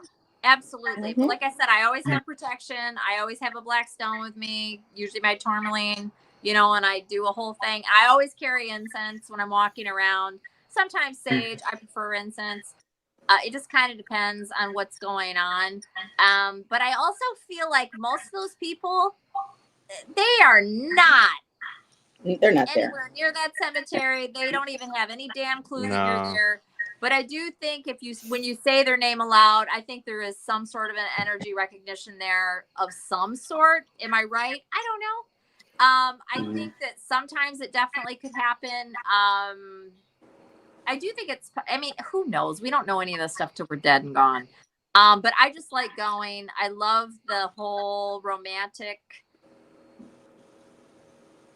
architectural, it's even like the design of the tombs. Beautiful. It's some of the tombstones are so gorgeous, and the engravings, and then some. You always see at least one that's really unique, or somebody that did something very creative, or and some of them are just so like there's hardly any. It's just there's such a huge variety of what you see, and and it's so sad but beautiful at the same time, and it sounds really weird, but like you see all the children, which just totally is upsetting for me, but at the same time I always pause at the babies and comment, and just it's always different, and it sounds funny, I don't even know, obviously would have known any of these people, but it's very touching for me on some level, and I don't know why, but and I just enjoy it. And I'll go on a beautiful day, I'll go on a cold day, we'll go at night, we'll go during the day.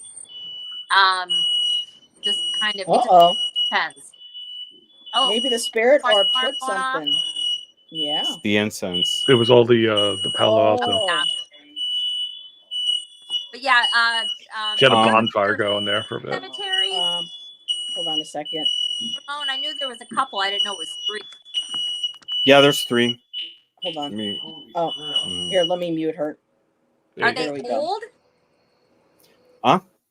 Are they still are they active cemeteries where they still bury, or are they really old? Yes, well, one of them is really old, and it's a Jewish cemetery. Ooh, and nice. My partner and I were walking around a park, and I actually discovered it.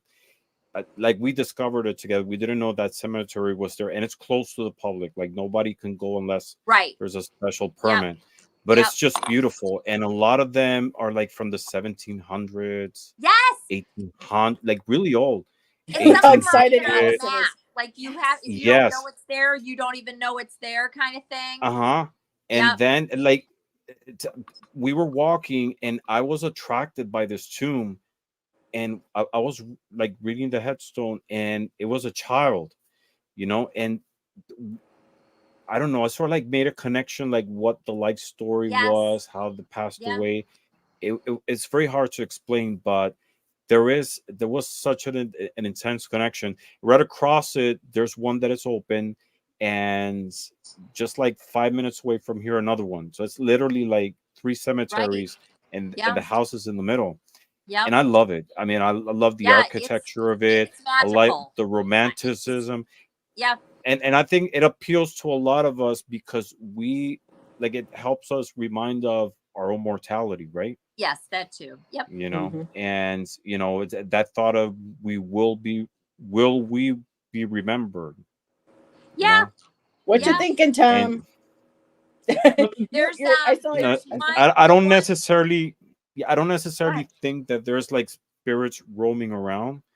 Same. I mean, I feel there is like some type of residue. There is an energetic residue, because like, for example, if let's say my great grandmother is buried there, I don't think her spirit is necessarily walking around. And then at the same time, she's like in a spiritual realm, and at the same time she reincarnated. So like, I don't know. Maybe it's beyond our comprehension, but there is some type of energetic residue still around. Well, I think it's more from the people that go there. I think you're picking up the energy of the sadness that people are putting out there. That's possible too. Residual. Sure, Yeah. But the interesting thing is, like I said, I like the really, really old ones where like people aren't even visiting. And I don't know what for me, but I'm very much into antiques and old things and just that's just me. But I don't know, like the one that we're going to go to tomorrow. Oh, the one that we're going to go to tomorrow. The spirit says yes. The one that we're going to go to tomorrow, there's a little town that's just outside of, not just outside, but probably 10 miles outside of the northern part of the city that I'm in. And it was farmland. And everybody that lived and died in that area for the longest time was just buried there, right? So, and then a couple of the founding men from that area, they're buried there. And it's got a beautiful wrought iron fence around it. And it's just really cool. And I'm very excited to go and see it. And there's several historic houses that are right there that I drive by on my school bus route, or I did last year. Because it's kind of out there. But for whatever reason, we just haven't been to that one. And so we're actually going tomorrow. So and I love I you know what the older they are, and the gates, the rustier they are. It's much more, I don't know, like much more beautiful. Just too bad we didn't all live around each other closer. We would make a great paranormal investigation team. Yeah. We'll walk around cemeteries. We'll take our spirit boxes and tarot cards. Go through everything. Allison asking the questions. Amanda would be able to be the medium to see what was going on. And Ramon would have a spirit box. And then, of course, I mean, that would my be other great. divination tools. See what and I got a my new little room oracle deck. Dust off. There's always something you can't see well and read. And at night we have our flashlights. You can read them on an angle. Some of them, and Ramon, I know you know what I'm talking about. Where the a lot of the stones, especially in Michigan, that have been through so many storms over and over and over and over. A lot of them you can't read them at all. Like they look completely smooth. Some of them, but it's so exciting when you can read it, and you can often, if you stick with it, what is going on? If you stick with it, you can read it. If you like the right time of day and you hold the flashlight just right, and you can the get angle right of the sun, you could kind of like make up the words, some letters, and then you fill up the blanks.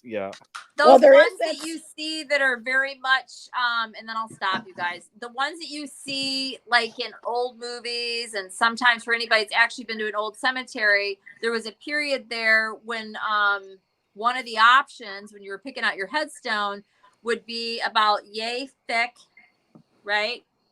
And probably about out of the ground, probably about 30 inches or so, and probably about 20 inches or so wide. They were very flat. It was just like a big rectangle that just goes into the ground. In Michigan, with all of the rain and sleet and hail and years and years and years and years, because some of these are like from the early 1800s or older, the words are gone. But if you run your hand down it, you can feel that there's words there. And those are the ones I'm talking about. And sometimes you can't get anything off of it, but a lot of times with a little bit of work, you can figure out what it says. And it's just it's just fun. I was trying to find the picture. Rewarding to figure out what it says. Allison, have you been to the cemetery? I was trying to find it here for the picture, but I think a lot of people have seen it. There's a famous haunted cemetery in Michigan because around 1990, someone was walking around this old cemetery, was taking pictures, and when they got back, they noticed that they actually caught an apparition sitting on one of the benches, and I'm pretty sure that was Michigan, and now I can't find a picture of it. I have not heard that story, and I am in Washtenaw County, and I have mostly in Michigan only visit cemeteries in Washtenaw County and a handful outside of Washtenaw. Oh, wow. Wow. And it's called Where is it? Does it say? Bachelor's Grove Cemetery, which is this woman. They're not going to tell me. It's probably not here, but 1991. This amazing photograph was taken at Bachelor's Grove in 1991. An investigation by the Ghost Research Society using infrared film. No living person was visible at the time, but the photograph clearly shows a human figure seated on the checkered monument near the south entrance. But yeah, I have no idea where that is. It's not saying the city. No. So, but yeah, I finally found it. It's in Illinois. It's in Illinois. It's not. Oh, it's in Illinois. It's not Michigan. Oh, okay, yeah, my nowhere bad. near me. Okay. It also has a shadow, so it's not. Okay, my bad. I'll be back in a second. I'll be back in a second. Okay. Okay. Ramon's got to go take a toke.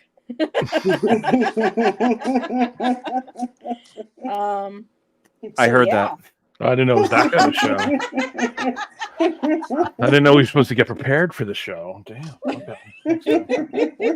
So wow, kind of looped around from spirit boxes, but during our conversations, has anything else come up that we want to share what we might think about them? Because we do have Carolyn Booker.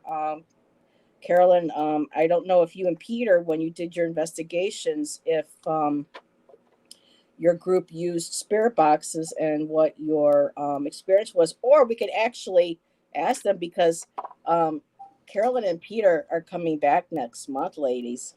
Yes. I'm so excited. I believe it's September 20th. So we can always ask. Yeah, I don't have my calendar here, but we can always have questions set up for them too as well. And we are at almost 2 hours, so, and I know Allison said she's been up long today. Oh, I'm good. I just yawned. Don't pay any attention to me. It So was her subtle hint. I'm one of those, if I'm gonna yawn, I'm gonna yawn. I hate it when people like stifle a cough, a yawn, a sneeze. It's like, do what your body is trying to do. And I don't know if you saw that. I had that up here on the screen for a bit. Michelle says, have you tried headstone rubbing? Yes. Some of the older headstones are beautifully ornate. I assume you mean like applying a piece of like a sheet of like parchment, and you can rub like a charcoal or that kind of thing, which you can do. I'm very much, I don't like wasting anything. Not that that would necessarily be a waste, but I haven't had to do that, but I do think that that would be a cool thing to do. Like if you wanted to have a, like a souvenir or something from a grave that you visited, or, have a seance. Yeah. Yeah. Or you could do that with a lot. You could do it with pastilles or heck crayons. I mean, whatever. Yeah. Mm-hmm. Yep, stone rubbing. Garnet's heard that, and Jay says she has done that too. Yep. She's done the rubbings. Yeah. And Jay, usually don't need to. I mean, you can usually see it just fine. Jay, with your investigative group, when you were doing it, did you guys use a spirit box, or did you guys just rely on the photographs and the EVPs? I'm curious if you're able to share in chat, because when with Jay has abilities very similar to Amanda, where she can see spirit. I was curious to see if and how many spirit box sessions that they did in their research or their investigations. A lot of people call it ghost hunting, and I don't like the word hunting, because these were people, possibly, these were people, in life, and you don't want to like. I think hunting only means to search. Yeah, for me, I like for any ghost. Yeah. I understand what you're saying though, but I think I could be wrong. I don't think the actual And Anyways, Carolyn said, no, very we liberal. recorded, but they didn't use them. Okay, so they didn't use the spirit boxes. They do now, but they are in England. Okay, so her group does use them now. And hello, Soul Ignition. Good to see you. And Jay said, yes, my team used spirit boxes for some cases. Okay. And so, again, I think with having Jay on the team, with her being, to me, it's good to have a medium that can physically see. I think it's called a physical medium, where they're actually, right, Amanda? Physical medium where you're actually able to see, like Amy Allen, Cindy Kaza, the ones that can go to a location, Michelle Bellinger or Bellinger, that can go to a location and be able to see. I think they're extremely important for those who do paranormal investigations, because in that way, what does come through a spirit box, or what people may think is coming through, or what people may see, are actually presenting themselves as something else. And to me, it's good to have a physical medium of some kind with you to be able to kind of validate, say, hey guys, on the up and up, I don't think this spirit is, because like with Amy Allen, there were times when she would do investigations where something would present themselves as this huge, horrible, scary, like demonic looking beast. And then it would just be the spirit themselves just doing that to scare the people that were living there to get out of the house. So, it's good to have a medium present, to me, my opinion, for the investigations. And Carolyn says, I like paranormal investigations. What was that, Amanda, hon? I said, I agree. Yeah. That way you have a little bit of an idea that who you may be dealing with. And Soul Ignition is from Washington. Very cool. Hello, hello. Every time I see someone coming from Washington or the West Coast, I get all excited because, yay, I get to.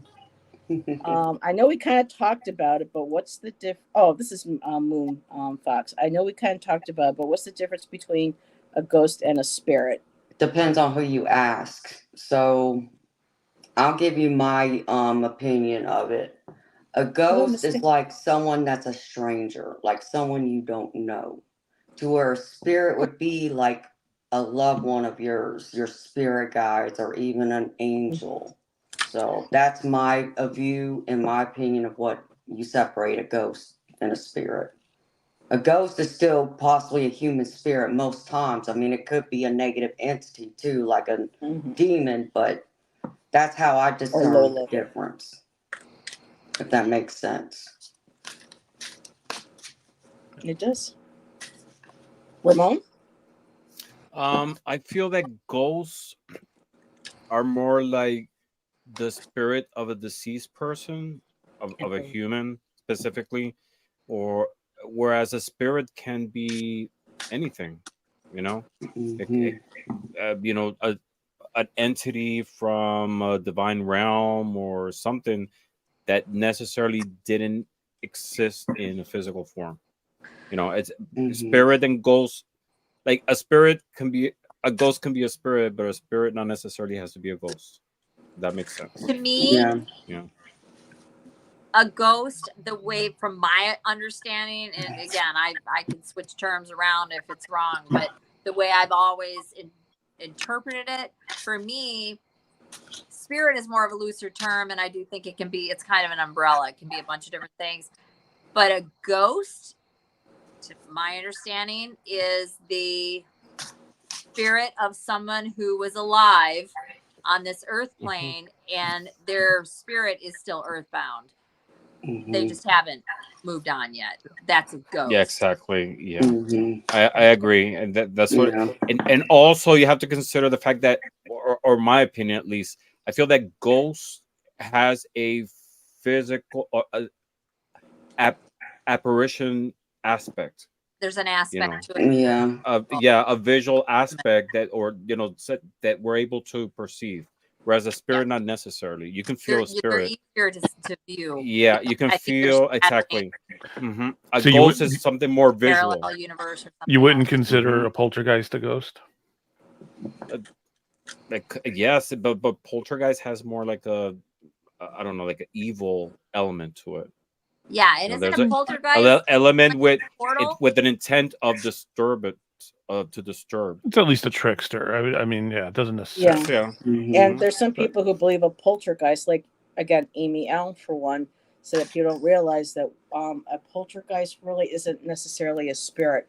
Poltergeist, a lot of her experiences through her investigations, and this made sense to me, is that when people who have psychic abilities, and especially if they're going through a traumatizing part of their life, especially like when you're teenagers, you have young kids coming their puberty, all those built up emotions, and if there's something going on in life that you haven't dealt with, there's trauma, there's anger, all this strong emotions, and if you're in a house that already has energy or in an area that amplifies that energy, a lot of times if those individuals don't deal with their abilities or deal with their emotions and find a positive way of getting grounded and centering themselves, a lot of these energies have become what is the poltergeist. They have gotten so strong that they have taken their own form, and some of them get to be where they become almost their own entity, and they have to be dealt with that way as well. So when I heard Amy explain that to me, that made not to me. I wish Amy explained that to me. I would love to meet Amy, but when she explained it that way when she was on the Dead Files, that made a whole lot of sense. So that's something that I feel, more understanding, better understanding what I feel is a poltergeist. Yeah, I mean that's a lot of people. Yeah, think that energy comes from that same space. Or And you Carolyn think it's like said, a residual haunting. That's what I would call ghosts too. and let's see, if Carolyn says, if I see something, then I say something. If I don't say, not getting anything. Okay, there is no point in making something. Got you. So this was when I was asking her about going on investigations and seeing something. If you hear something and then you see something, she'll be like, no, it's not worth me saying something if I didn't. So I got you, Carolyn. Ghost Jay says, I think she meant to say someone who hasn't crossed over. Moon Fox says, I agree with Allison. Right. And Michelle says, by the way, really quick too, I already have it started, but Michelle likes your comforter. She thinks you redecorated since she last saw you in the video. So she wanted to say nice redecorate, nice comforter and what. So me? Yeah. Yes. Oh, Michelle. thank you. Yeah. She was commenting on your digs bumblebees. earlier. It's black and white, but it's bumblebees. Thank you. And Michelle also said, my experience with ghosts is that they're stuck or bound by unfinished business.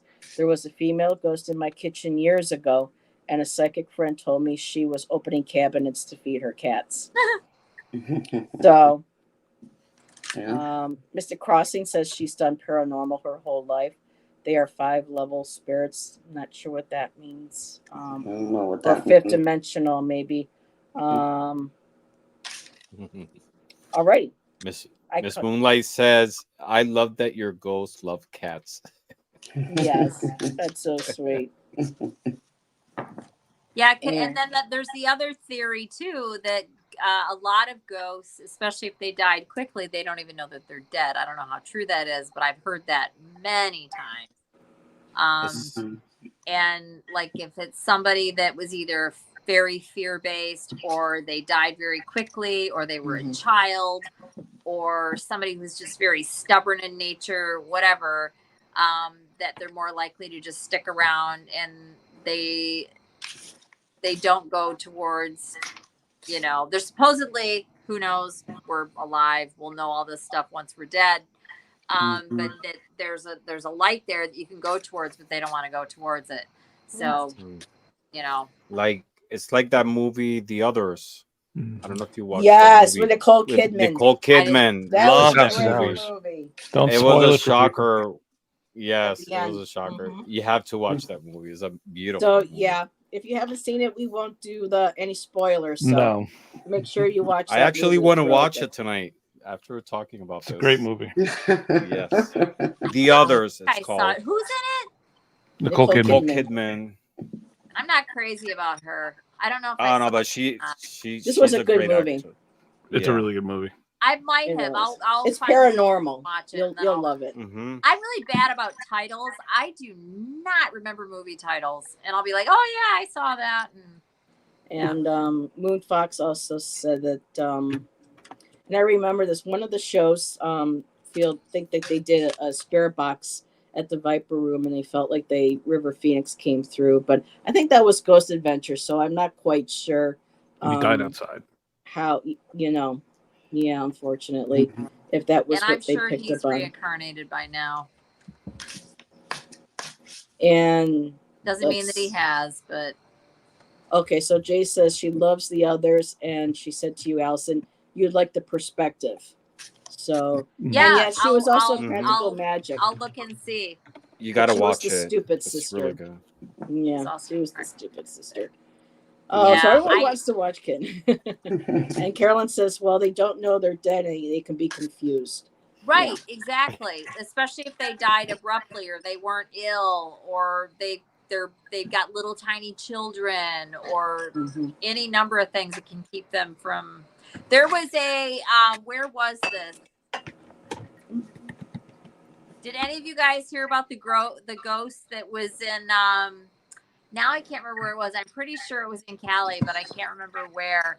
There was a ghost in a Toys R Us store that was there for the longest time. I think I've And heard it was of a it. man, and he would make a mess of the aisles, mostly at night, but he would do it during the day as well. And his land was there years before, and he had a farm.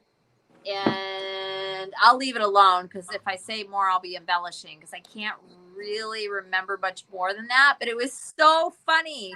Not funny. I mean, I shouldn't say that, but I just remember hearing about it being like, what? This is Toys R Us. And he'd go through there at night, knock all the boxes. He was angry. He was pissed. He's like, all this stuff, and it's just making a mess and getting it out of here. And he just kept, he died. Unless I'm blending these together, I do think this is the same one. He got injured on some sort of machinery, and he died.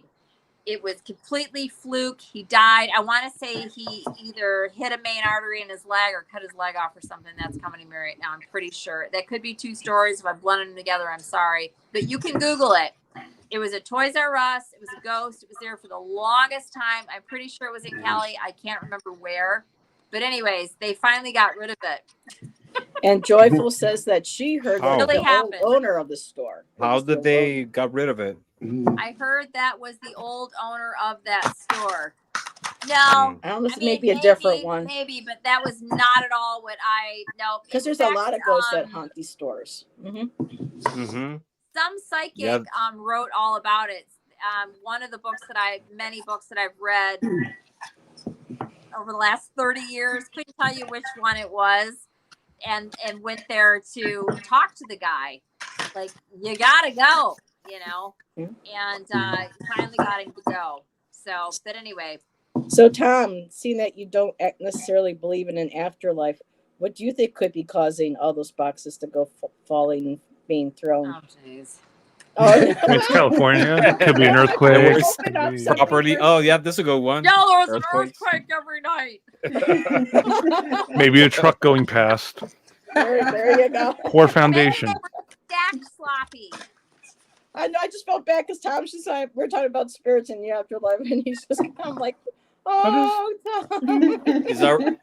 He's thinking of other possibilities. Right. I mean, It's good to have a skeptic among them. It's hilarious though, 'cause it was like all the time. I just think that's so funny. Love it. Because Tom makes us think past our, when we have our conversations with Tom, even though sometimes it's frustrating, it still makes us look at it makes us look at our beliefs. Sure, you question stuff and whatever. It grounds us. It's frustrating for me as well to hear absolutes being spoken about things that are in no way definable as absolute. So, such as such as any of the statements made tonight. I said many, many, many times that I personally have changed my mind about all this kind of stuff many times. different subjects. Used to feel this way, now I feel this way. And you should. And yeah, I do think that it's important healthy to stay open with certain stuff. And also some things, like, it'll slightly shift. Oh, I thought you know, but usually I go with I usually go with my gut with stuff. Like, if I hear something, and I do, and I love anybody that's open to this kind of stuff, but sometimes I'll hear somebody say something, I'm kind of like, you know. Yeah. Okay. I mean, I'm not saying I don't believe in any of this. I take some issue with the way that the majority of paranormal investigation and everything is framed within a completely Western Christian idealism of sensibility. I did the whole, like, oh, demons, blah blah blah, blah, you know, like, and it's just it's extremely frustrating. And it's, and to me, it just weakens your arguments generally, because you're not allowing for the ideas of other systems and other. Now, I think all of this, any of these things, whether it's the spirit box, whether it's any other tool, you're looking through it and with the filter as of a human experience. So we have to understand things with the systems and the knowledge that we have. So you're going to filter it that way. So I get that. It's just, like I said, I have a problem with when it starts to be very just absolutes. You know, and it's because it's just not. Anybody who's saying anything with any absolute, whether I understand experience, I understand all that, but if you're saying with absolute, I am going to believe you even less, because it's your experience is not the same. Like we said before, I mean, Ramón, I think, said it really, really well. That it's your experience is very individual. Is your experience. Somebody else's experience is different. Doesn't invalidate it in any way, shape, or form. I mean, like, I don't put the same attributions to, like, the idea of orbs and stuff like Amanda does, but to me, her idea on it is 100% valid, and it works for her. It's a system that works for her. It makes sense to her. It's her experiences. To me, it doesn't work that way. I've also experienced those things, but I don't put the same gravitas or definitions around them. Personally. And Tom, you're getting a lot of love in the chat. Mystic Crossings Tarot, she does paranormal investigations. She goes, I agree with Tom exactly about difference in opinion. And Soul Ignition says, agree, love that you make them think. And Michelle says, I appreciate how well you listen, Tom. You're good at being present during verbal conversations. And I like to piss them off too. Things when we're dead. What was that? What though? When I said we'll know the answers to all these things when we're dead the next day. Hopefully. I don't know that. On the other side said, hey, Tom. Tom, you will. Maybe not. It might be nothing. I'm going to come up to you and I'm going to have my little notepad and be like, okay, so. I will welcome that. You were right on this one. I got this one. You got that one. Ramón got this one. Amanda Heather got that one. Deal. We were all wrong on this one. Because that shit's gonna happen, I promise you. It will. Oh my goodness. So but you know what's crazy? What? Even though I have my psychic abilities, I'm also, I have a little bit of healthy skepticism too. So there's been times when I've had certain experiences where I'm not looking at it right away and saying, oh, that's a ghost, you know. Like where I've had like a door open up by itself and I'm looking at it, I'm like, okay, I know that could possibly have been a spirit that did that, but before I assign and say it's paranormal, let me look around the room and see, well, where's the air blowing? Could something else had, caused it to open? Right. So I think you need both. You know what I mean? 100%. So I don't 100% say like 100% of my experiences or how I perceive them are paranormal, in that way. Because I will also look at it from a point of skepticism. And I think that's good. That's very good. Yeah, I agree. I mean, that's the way. I mean, it's to do it. necessary. Yeah. It's necessary because it what it does is strengthens your beliefs. You know, you get to the point that you know that what you experience in a spiritual level, it's valid, it's real, because you already discarded the empirical side, you know. And Carolyn, also in support with what Tom said, what we've been saying is that the psychic that told Mrs. Winchester lied to use her to make money and lived with her the rest of her life. You have to be very careful. So people who don't know, but the Winchester house, that was always a psychic told Mrs. Winchester after her husband died that all the spirits were going to come after her that were killed by the Winchester rifle, that she had to keep building on the house constantly to keep the spirits from, you know, coming after her. Yeah. And so that's, you know, unfortunately back then there was no way to disprove that. And so this, you know, psychic or whoever, you know, lied, you know. You could visit there like it was a museum or something. Yeah. Yeah. And you can investigate there too. That's nuts. Was that like that was California. Yes. Was that like in like the it was after the Victorian period, but wasn't that like in the early 1900s? Yeah, early 1900s. Yeah. Seeing like, yes, very sad to play on grief. Yep. Yeah, because even someone told, a psychic told my brother that our mom had not transitioned, that she was stuck. She was in limbo. And said that the reason why she was in limbo was because she was worried about leaving us. And so that bothered my brother, and he has a lot of guilt for that. And I've tried telling him, it's like, she's not stuck here. She is, you know, in heaven. Does she come down to visit us? Yes, but don't believe what you were told. But I can't convince him. And I've even tried telling him, it's like, you know, if I could find a psychic that I would trust, that's, you know, a stronger medium, you know, that than is what awful. I have, you know, would you go with me? So, you know, someone can tell you, you know, with absolute certainty that, you know, she's not stuck. I can't convince him to go. He won't go see anybody. And I've said, I'll pay for it. And he won't do it. And Is he religious? For 3 easy payments of $99.99, I can take care of it. And did she say, but for $200, I can fix it? Yeah, girl, you got evil spirits in your house. Well, let me tell you, for $1,000, I can come out and get rid of that. I get rid of all of them. Yeah. Joyful was sharing a story. She says, I'll tell you one thing. When someone's in my house and they try to yell at me, things that are sitting on top of something, and I mean in the middle on top of something, and it falls off. It's happened. A medium-sized, I think she went to say pool table, and it was lying against the wall in my hallway at my old apartment for a long time. And my ex was yelling at me, and he was going to raise his hand to her. Oh, and so when he tried to yell that potable flu.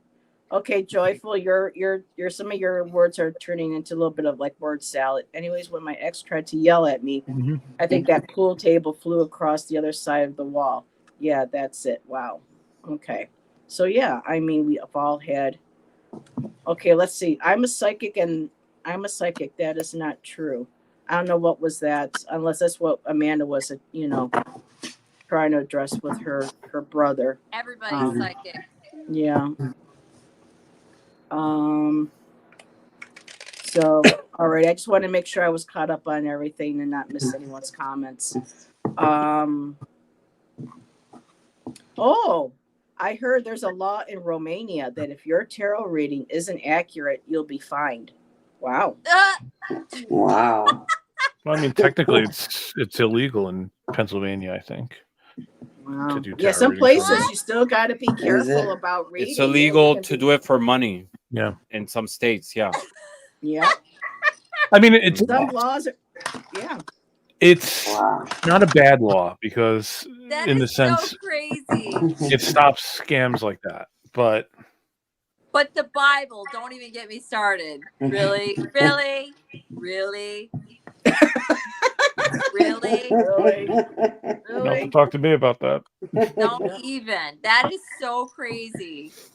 That's just that. Oh my gosh.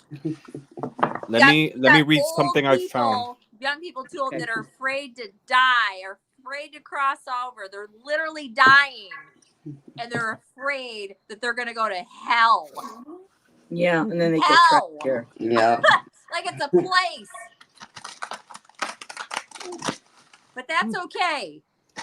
That's okay. It's okay Yeah. to do that. But oh my God, you better not read some tarot cards. That is just so backwards. It's not funny. Okay, what was that, Ramon? What would you want to share? Oh, it's no. I found this. It says no. There's no evidence or known law in Romania that mandates fines for incorrect tarot readings or predictions. The idea that you would be fined for an inaccurate tarot reading seems to be more of a myth or misunderstanding rather than an actual legal practice. In Romania, like in many other countries, tarot readings and other forms of divination are generally considered forms of entertainment or personal spiritual practice rather than regulated professions. However, it's important to note that Romania has a rich tradition of witchcraft and fortune telling, and there have been efforts to regulate or tax these practices in the past.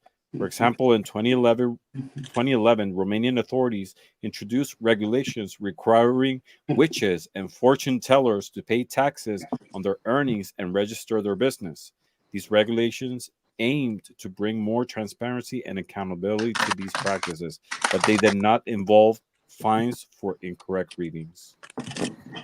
Interesting. There's people that believe reading tarot cards is the devil. Exactly. Yeah. No, get out of here. Little red man with points on his head and hoof feet. Or spirit boxes or spirit boxes or Ouija boards. Well, No, but start on the Ouija here in boards. Pennsylvania, you can get, it's a misdemeanor to get paid for reading tarot. And there was a case of a girl in New Hope, a lady in New Hope, who opened a shop selling crystals and metaphysical items, and she had a sign saying tarot readings, and a price. And she got visited by the police, and she's trying to change that into. It's just ridiculous. But they really don't enforce it. Read that story though, because that has gotten blown out of proportion so much. Just read the actual facts charge around for it, readings. Mm-hmm. Which but I mean, I also think that it's fine. It just depends. I mean, but yeah, it's just so funny how serious everything. It's just like lighten up, people. Goodness. Those laws that were in place to stop people from being defrauded, and so I do understand that. Yes, there's probably a Puritan aspect to it as well. Oh yeah, but I think you do need some protections because some people. I mean, we see it. I mean, oh my God, yes. Like it's community. The community can bring in some people that are, they're desperate sometimes. Yes. And so you need those protections. So I don't think there's necessarily a bad thing there, but it's also very easy to spin it as being very anti, and believe me, I am not one to be a fan of puritanical thought, but no, but it's to prevent scams. That's exactly what it is. Exactly. And Robin Toadstool Tarot has joined us. Hello, Robin. Good to see you. And people don't charge you to read the Bible, but they do hold out the collection plate. And he asked, "Can you charge for bibliomancy?" Which is, of course, again, opening up a book and reading a book and giving you kind of like with the Bible, with the holy books. It's bibliomancy. You're opening up and you're reading. So, I love, Robin, your insight. You can't charge, but you can accept donations for readings. Mhm. And usually it's the same thing as like on here. If you just put your like entertainment Mhm. only, blah blah blah. Purposes only, exactly. Mm-hmm. Yeah. Then Mhm. why do most churches say they have the power of discernment? Good question, Carolyn. And Robin, whoops, that wasn't Robin. Robin added, not everybody reads tarot the same way for the same reasons. Yeah, that's Exactly. true. Exactly. And Mhm. Carolyn said, my family were involved in the Salem witch trials. Wow. Wow. Yeah. Yeah. And a lot of times it was that's an just, interesting subject right there. yeah. And it's not just the Salem witch trials. I mean, that one was just hugely publicized and famous. There was a lot of other stuff that went down. Most It was definitely. very much the same, but it's fascinating. Anytime I've seen so many documentaries on that and read articles and everything else, it was fascinating, horrifying, and terrible. Yeah. But fascinating. So we are at 10:30. Miss Amanda has a live at 11. So did we Really? want Where? Where? On on my her channel. channel? On your channel? Yep, at 11 o'clock. Nice. So Do you have any guests, or is it solo? Solo. Nice. I think Ramon's Good. looking I'll be for there. some action. Ramon's like, you got any guests? No, I want to have you all as guests. Well, Heather's been a couple times, but Yeah, we share it together. Burn the but- you night know, oil. I'm old hash, yeah. So Yeah. With the old and with the new, right? yeah, right. We got a So- holiday weekend next weekend. Yeah, Labor Day That's right. weekend. Oh, yeah. So Yeah. before we go ahead and I didn't know if there was anything anybody else wanted, like last minute thoughts, and then what's going on your channels. And Allison, start with you.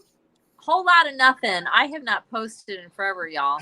I don't know. Do you have anything on I'll Monday? get started again here at some point. I'm also going to start a second channel, and I will announce that like in my community or whatever. I just got to have the time to very, very, very completely different subject matter, and I'll announce it all when I do that. Some of you might already know, but anyways, I haven't done anything. All I'm doing is Friday nights with Heather and Amanda, and then I do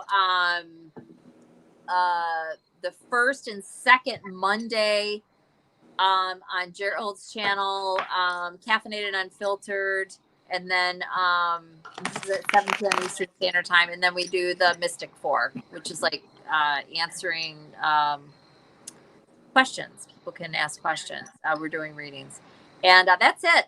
That's all I've been doing. And I do collective zodiac readings on my channel, but And they're really good. She's always spot on with Saggies. I have been MIA, and I'll get back to it at some point. I read tarot, and yeah, but I just I'll get back to it at some point. Tom, anything? Let's see. I'm on my every 4 months do a video maybe Nice. schedule. Well, you haven't been feeling well as I haven't been late, feeling so- well, and I've been but really you're busy. getting better. So Yeah. that's the good news. No, So but you'll I have do to have- join us again for another Friday, or we can do I a will. Saturday Yeah, and come up with a topic. yeah. I do have a couple things in the works though, so I will. Cool. If Robin's still here, I have an idea that came up in a chat with Robin once. Ooh, Meant to do that would be a great. a while ago, Oh, but yeah. it's That'd be a just great focused collab. on I'm doing focus on just majors only decks. And Oh. Those are I- cool. I have them all pulled out and on the table and ready to go, and I just have not shot the video.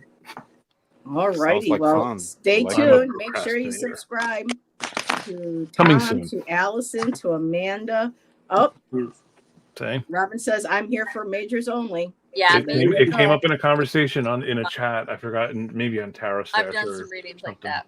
Very Yeah, cool. because I know he reads it. He does some readings with major arcana only. That's a very Yep. interesting topic. And I have a spread in one of my books for majors only. So, Tom, if you want, I can send you a picture to show you what that spread looks like if you're Oh interested. yeah, definitely. Yeah, please. And Ramon, I have a couple of in orbits scheduled for the next couple of weeks. Any I think the Insomniacs? next one, not yet. Those are like they're they're sporadic the and moment. they're just they're unplanned. Impromptu. That's the whole point. But my next guest is gonna be Helen, Irish Granny. She's gonna be with me next week. Yeah, I have a couple other people. In September, I'm gonna be with Lisa Papes. She's gonna be a guest on my channel. And I'm doing another Moon Alchemy for New Moon with Gerald and Linda de Gonzalez in about 2 weeks. So we'll see. Just a couple of things here and there. And I'm working with some pre-recorded videos. So Alrighty. busy. Awesome. Yes. For me, just really quick. Tomorrow, Karen and I reschedule. We will be doing Hey, What's Your Sign? We'll be doing Virgo tomorrow night here at 8 p.m. Monday, Yay, Virgo. Jonathan Daly will be joining Nancy, A Crone's Intuition, and I on Monday for our Divine Feminine. And we'll be talking about Pele and the Hawaiian goddesses, or also known as the Akua, to the Hawaiian culture. And then Heather is taking a sabbatical, so there will be no next Friday. Psy'd-Kicks show next Friday. I need a break. I will be doing my Tarot Tuesday talks probably with Rain and Jackie on Rain's channel on Tuesday, but this girl needs a break. So that's pretty much, unless there's an insomnia tarot that pops up out of nowhere. Nope, you're on sabbatical. Yeah. Or They're another sporadical, unannounced, and they have to be spontaneous. Yes. But what we miss, what I miss, are the poetry shows. Some type of poetry has to come from your channel. Well, Karen and I are, when I get back from my sabbatical and she gets stuff worked out on her end, we're going to do the Mystic Poet Society, and we will have guests for that. So yes, I haven't written since the last one, so. So you need to be inspired. I need to be inspired. And Miss Amanda, besides, you have a show coming on at 11 o'clock tonight. You're doing a live. Anything else you got planned that you want to share?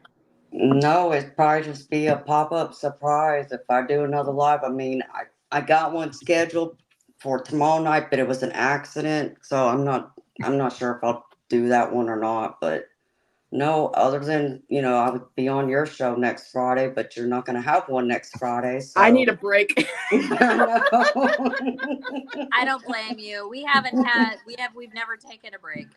No, Allison and I have been doing well. There were times when Allison could make a Friday show, and then Tom would fill in or something, or Kaylee, Woo Wonderment. You do but it no, week. Friday shows have been going on since for a year and a half now. Allison's and I've been doing this, so kind of regroup, refresh, and rethink some stuff over, and everybody.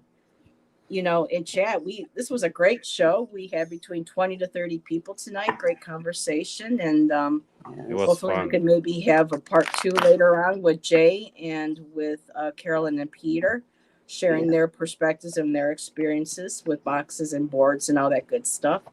And make sure everyone, subscribes to my wonderful guests, Ramón, Tom. Make sure subscribe to my lovely co-hosts, Amanda and Allison. Everything is all linked below, and we'll maybe see some of y'all in chat in about 25 minutes. 25 minutes. There 22 minutes. Fireworks for Amanda, and yes. Or in an unannounced Insomnia Tarot. Who knows? Or who knows? That sounds announced. Yes. Or unannounced. I don't know. So unannounced announcement. Or announced an announcement. Yes. Yes. Alrighty, everybody. Thank you again for your love, your support. Thank you for being respectful of each other's perspectives and experiences. Thank you, Jay. Great show. And looking forward to having you on with us. And everyone have a great rest of your Friday night. And have a great weekend. And we'll see